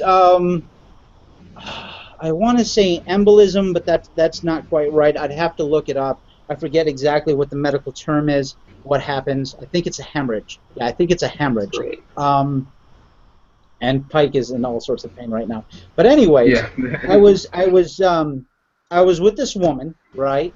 And well, they told her, they put her on medication because she had some psychological problems. They put her on this medication and they told her it would kill her sex drive, right? But what really happened is it kicked her sex drive up into like 5th gear, right? So she calls me at 4 in the morning and I go over there, and I won't have sex with her, but I'll have fun with her, if that makes sense. So I'm there and I'm cunt busting her, and and she goes, ow, and I'm like, oh God, I'm like ready to rush her to the hospital. I'm like, are you okay? And she goes, yeah, that hurt, but it was a good hurt. I'm like, okay. So then we continued, right? So I was very concerned about harming her. The idea with sadomasochism, right, isn't that you harm the person, but you can get extra pleasure from pain, right? Your potential for one thing is always measured by its polar opposite. For example, a doctor, his ability to harm you is directly proportional to how much he can help you. right? So the more he learns about the human body, the more he learns about healing, the more he's learned about how to harm, right? So some people are going to say, well, that's bullshit because bad doctors kill more people than good doctors. Well, he knows a lot to heal, but that doesn't mean he doesn't make mistakes. That doesn't mean he doesn't forget things. So a bad doctor is a doctor who doesn't take the time, a doctor who doesn't, who's just rushing through or going through the motions and doesn't really care about his patients. That's more about apathy than it is a lack of knowledge. And even in cases where it's a lack of knowledge, he still has gained knowledge to heal, but he's not using that healing properly, right? So your ability to emphasize with someone is proportional to how much you can feel apathy in the same situation, right? So you might be able to feel something really, really emotional for a really shitty situation, but because you have so much apathy, you're going to have empathy. You have the polar opposite ability to be apathetic as well as empathetic, if that makes any sense. Your ability to Yes, it does hate make is sense. proportional to your ability to love, right? So because you understand what hate and vile treatment and all these things are, by doing the exact opposite, you know how to draw in love. I would totally agree with that. Yeah. So the Yeah. same applies to when it comes to pain and pleasure, right? Because it's both about sensing, right? So if you have lots of pleasure, too much pleasure can then start to be painful, right? And the reverse can be true, right? Enough pain can be pleasurable because you're still hitting those nerves, sending signals to the brain, and you're still being sexually aroused at the same time. Mm-hmm. So, like, I was very concerned about harming this woman, right? So I made sure that, you know, are you all right? That was my key concern. And, you know, people, you know, just based off that instance will call me, oh, you hate women, you want to harm women. Why are men so violent? First of all, it's not about violence, because violence requires harm. I'm not interested in harming her. I'm only interested in pleasuring her, but I'm using alternative methods to do that. And by the way, I cunt busted her for like 2 hours. She fucking loved it. On that note, I do have to get ready for work, actually. All right. Yep. See you guys. This will make for an interesting work conversation. Yeah, oh, definitely. I'll have my work coworkers check it out. All right. I'll see you guys on the flip side. Yep. All right.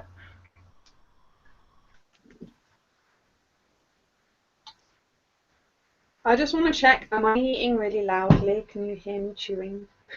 It's fine from where I'm sitting. And Pike froze again. Yep, he dropped out. Right, it's like 20 to 10 here now, and Yeah. I haven't had my dinner. That's quite fine. hungry. If you want to eat and stay on, that's fine. If you want to shut off and eat, that's fine too. Well, have we covered all the topics that we wanted to? What have we got left for next time? We've covered all the topics, I think, and then some. There was some things I wanted to go over, but it's been a while and I don't remember what those were. Yeah, there was an article I wanted to talk about, but I think we should do that next time now. It's a continual problem that will come up again and again, so it's not... What? Oh, the time or the issue of rape or what? It's the issue of how to treat transgender in prisons. Remember I showed you that article? So I'd like to so you want to do that next time? Okay. I think so, just because it'd be nice to do it with everyone. I think that'd be a good topic to discuss, because I don't think it's one we can solve. So it'd be interesting to discuss around the subject, bring what would we need to consider, what impacts are there, what are the factors that we would have to keep in mind while deciding whether someone should be treated, at what point should they be treated as a different gender to the one that they were born as. Because with transgender, it is transgender. There is a, you know, if someone's cross. just decided... Trans means a cross. Yeah. So there's going to be... You and I are definitely going to have different opinions on this one. Well, there's this sliding scale of, well, someone who's just taken the pronouns versus someone who's fully, you know, had the Transitioned. surgery and fully transitioned. And at what point do you treat? At what point do you put them in a different gender? Oh, I don't. But go ahead.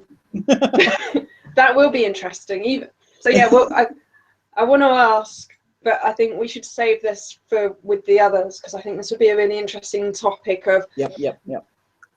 Pike is going to be back in no less than 10 minutes, because apparently his computer did an update and it's in the process, which is why he froze and everything else. It is getting quite late. He should probably have some sleep before he, at some point as well.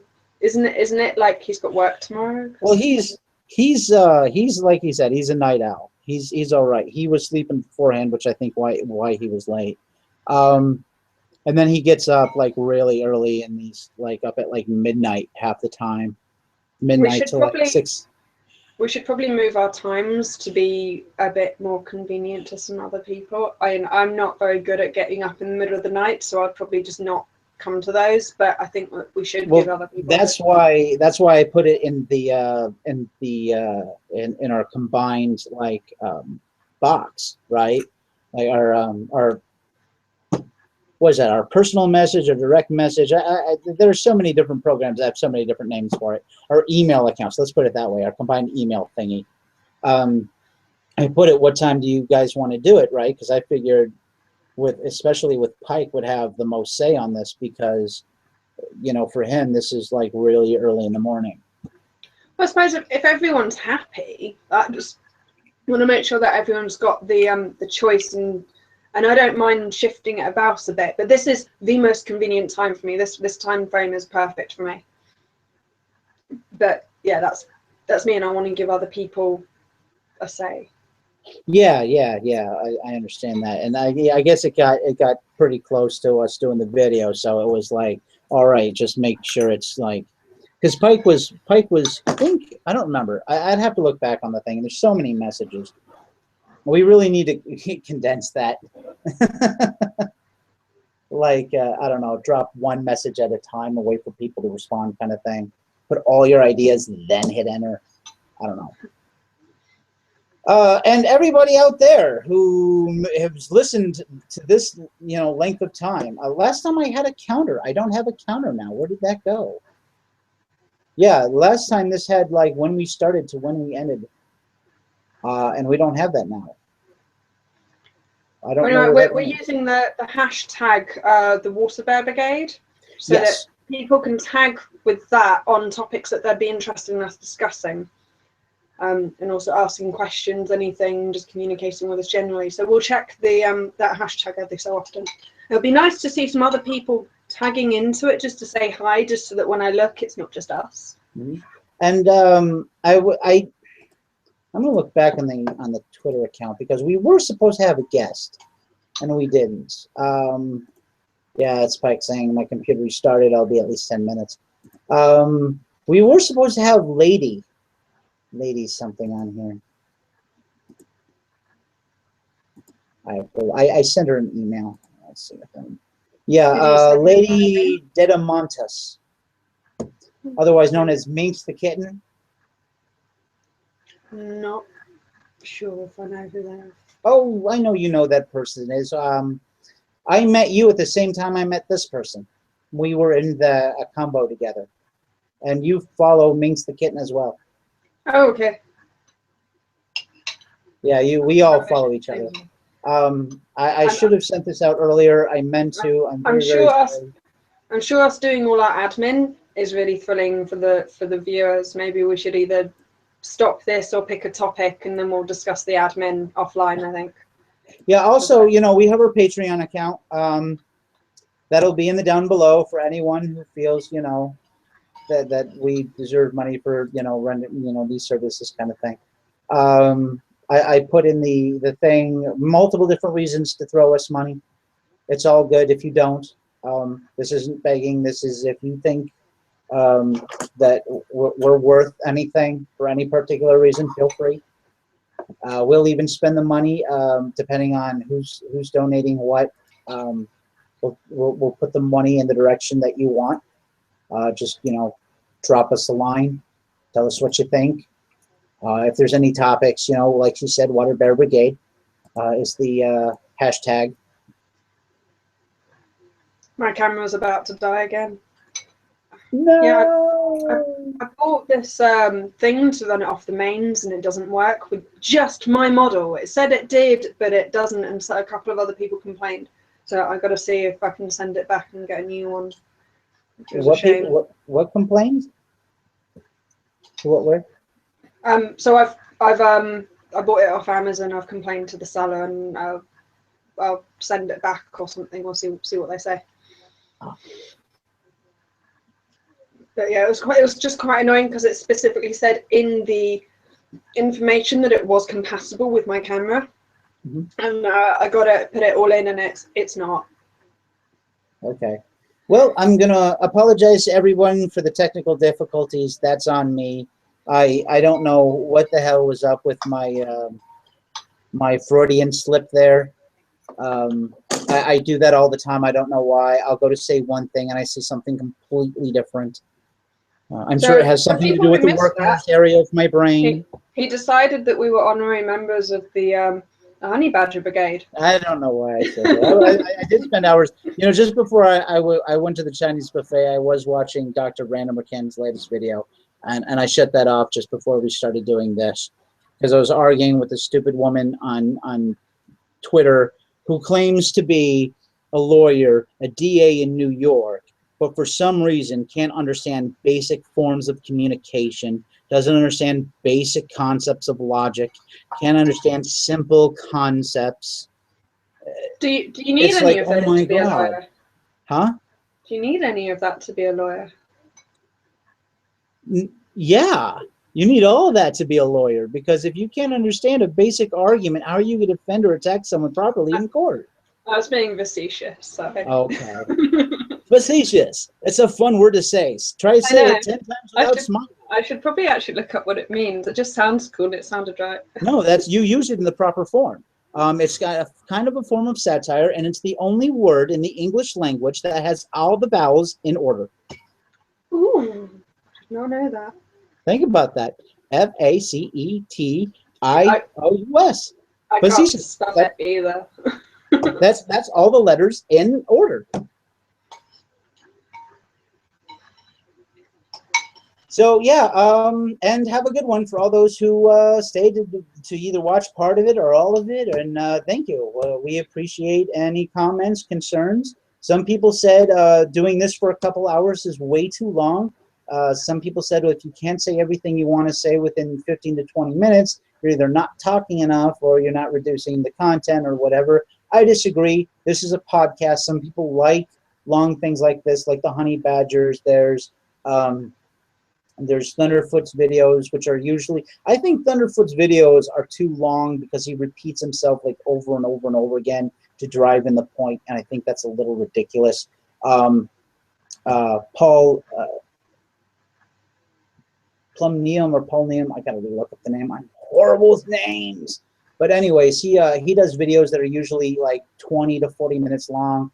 Karen Strong does very long videos. Right, I've seen there's Dragon Beard, his videos go on for 3 to 4 hours. I've been on his shows. I have a Anton Hill, his video goes on for an hour. Maybe that would actually help us in the future, is we do short live streams but one after another on specific topics, so it would really keep us on topic.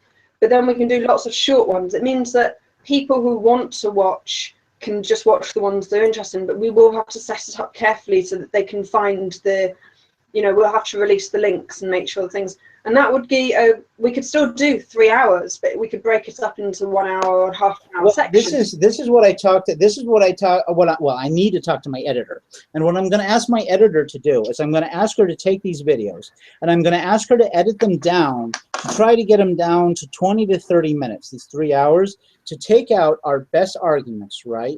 Put them next to each other, and then put it in there, right? So we get out the we get out the awkward, talking over each other points. Again, I really tried to get like a format thing, but this week did not go my way.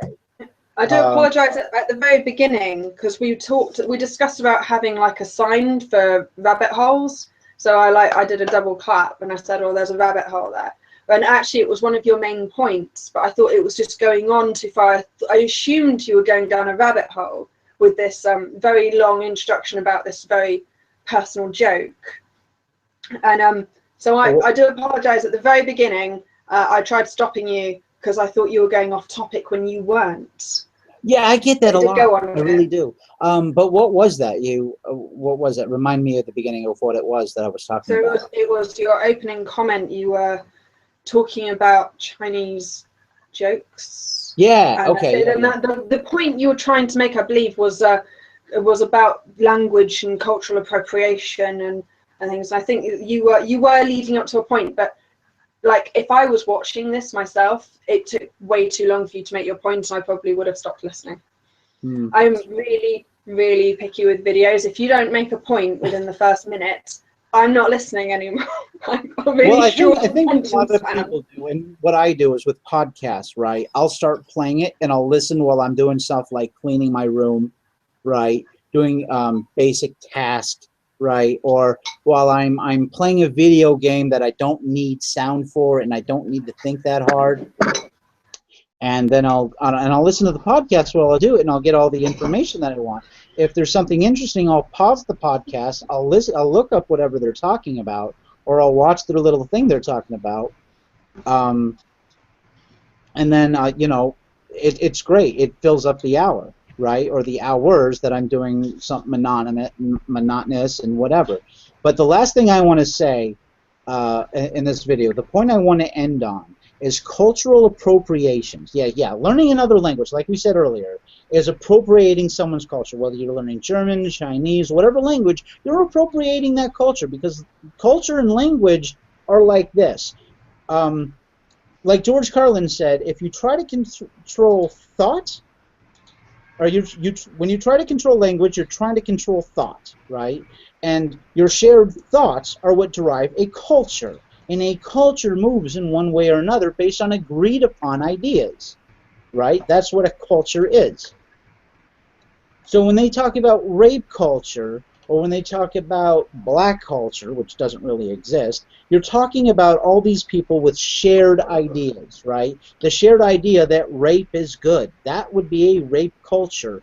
Or that rape isn't bad, would be a rape culture. We don't live in a rape culture because all of the cultures that we on the Bear Brigades live in, all of these cultures think that rape is a bad thing. They just have, some of us have different ideas of what rape is, and that's fine, as long as it's consistent and fair, right?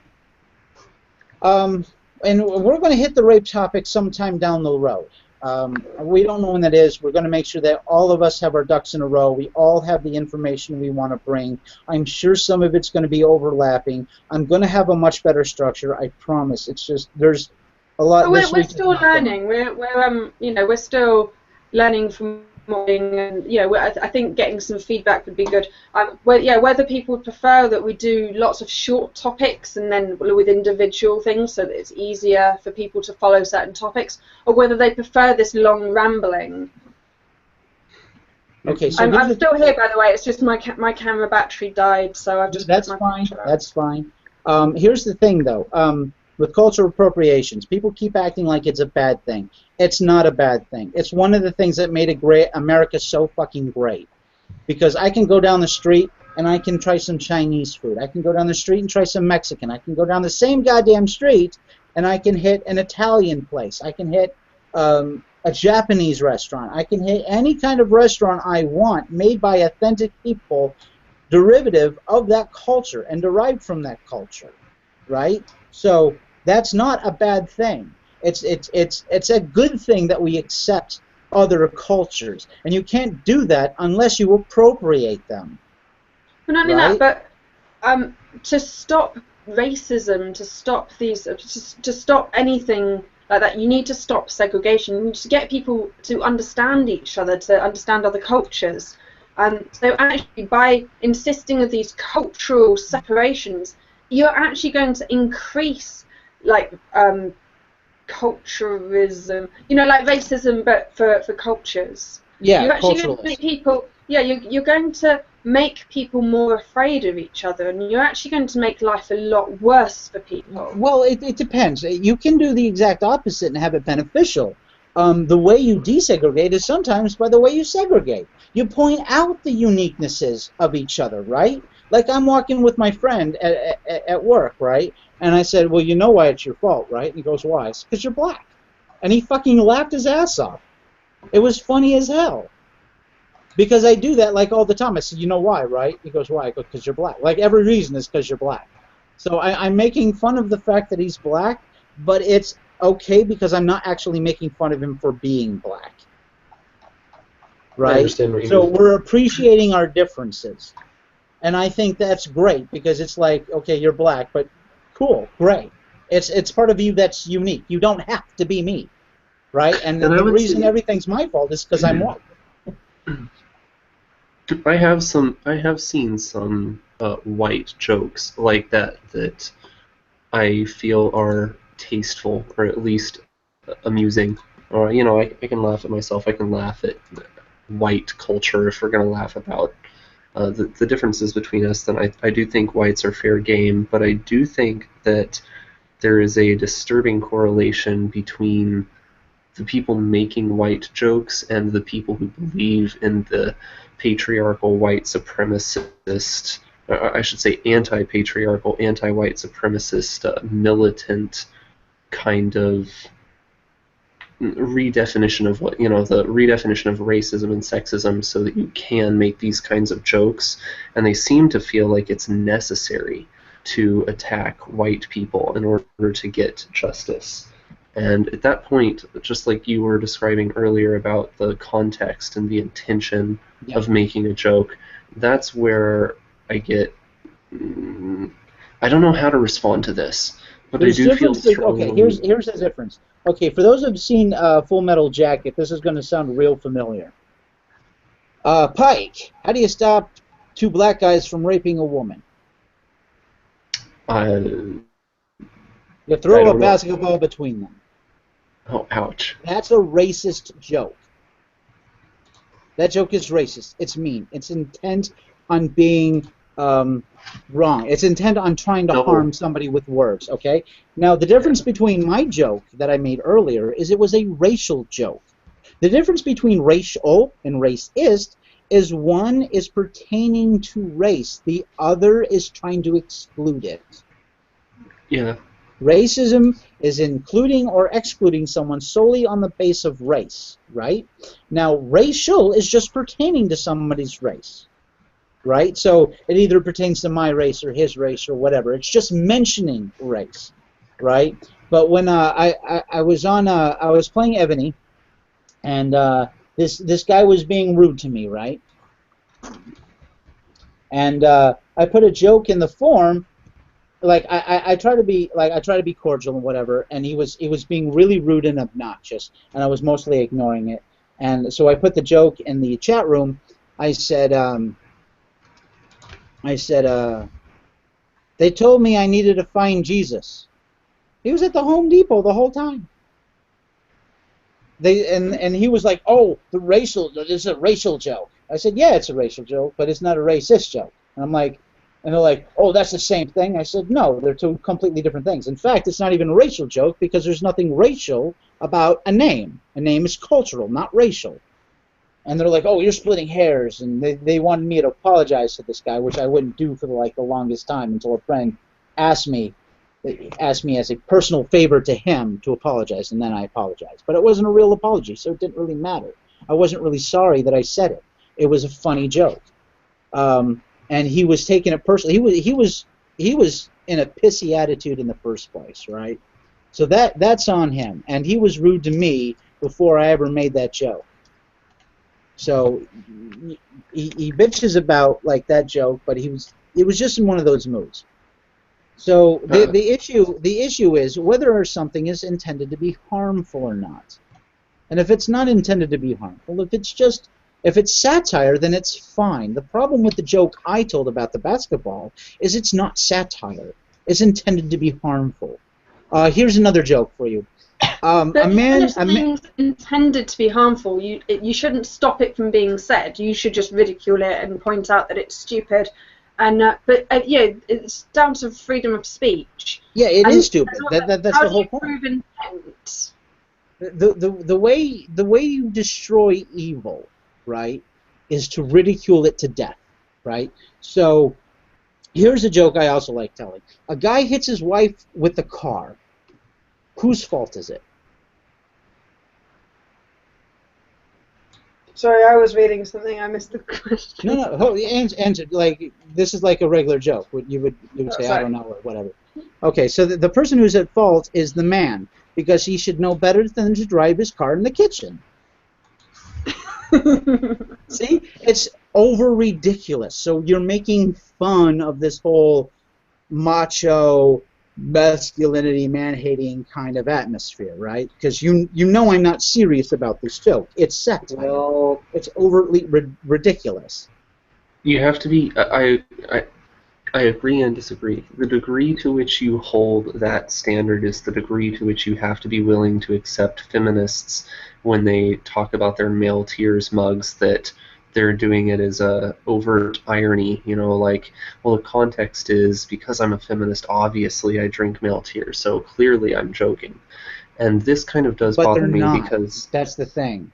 They're hiding their hatred of men with that. The whole male tears thing is the same as cry me a river, I don't care about your emotions. Which is funny because they're the ones who claiming that men are too afraid to show their emotions when you sit there and make fun of any pain men have. So clearly they're hate mongers. They're no better than the KKK.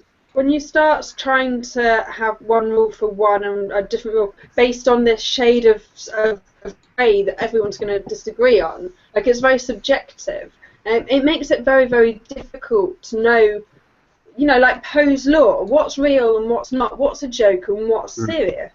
Yeah, it makes words almost meaningless because you can't. How do you take anything? Yeah. Well, you should never take anything too seriously, especially me. If you're taking me extremely seriously, you're doing it wrong. In everything I joke, and everything I do, there is at least a crumble of a joke. No matter how serious I get, there is a crumble of a joke. If I tell you I'm fully no holds barred serious, run for your fucking life, because that's when it's about to end. That's when I'm about to go a kamikaze. I think I might go to bed. Me too, dude. I am. Sweet dreams, people. And for all of you in the interwebs, have a good one.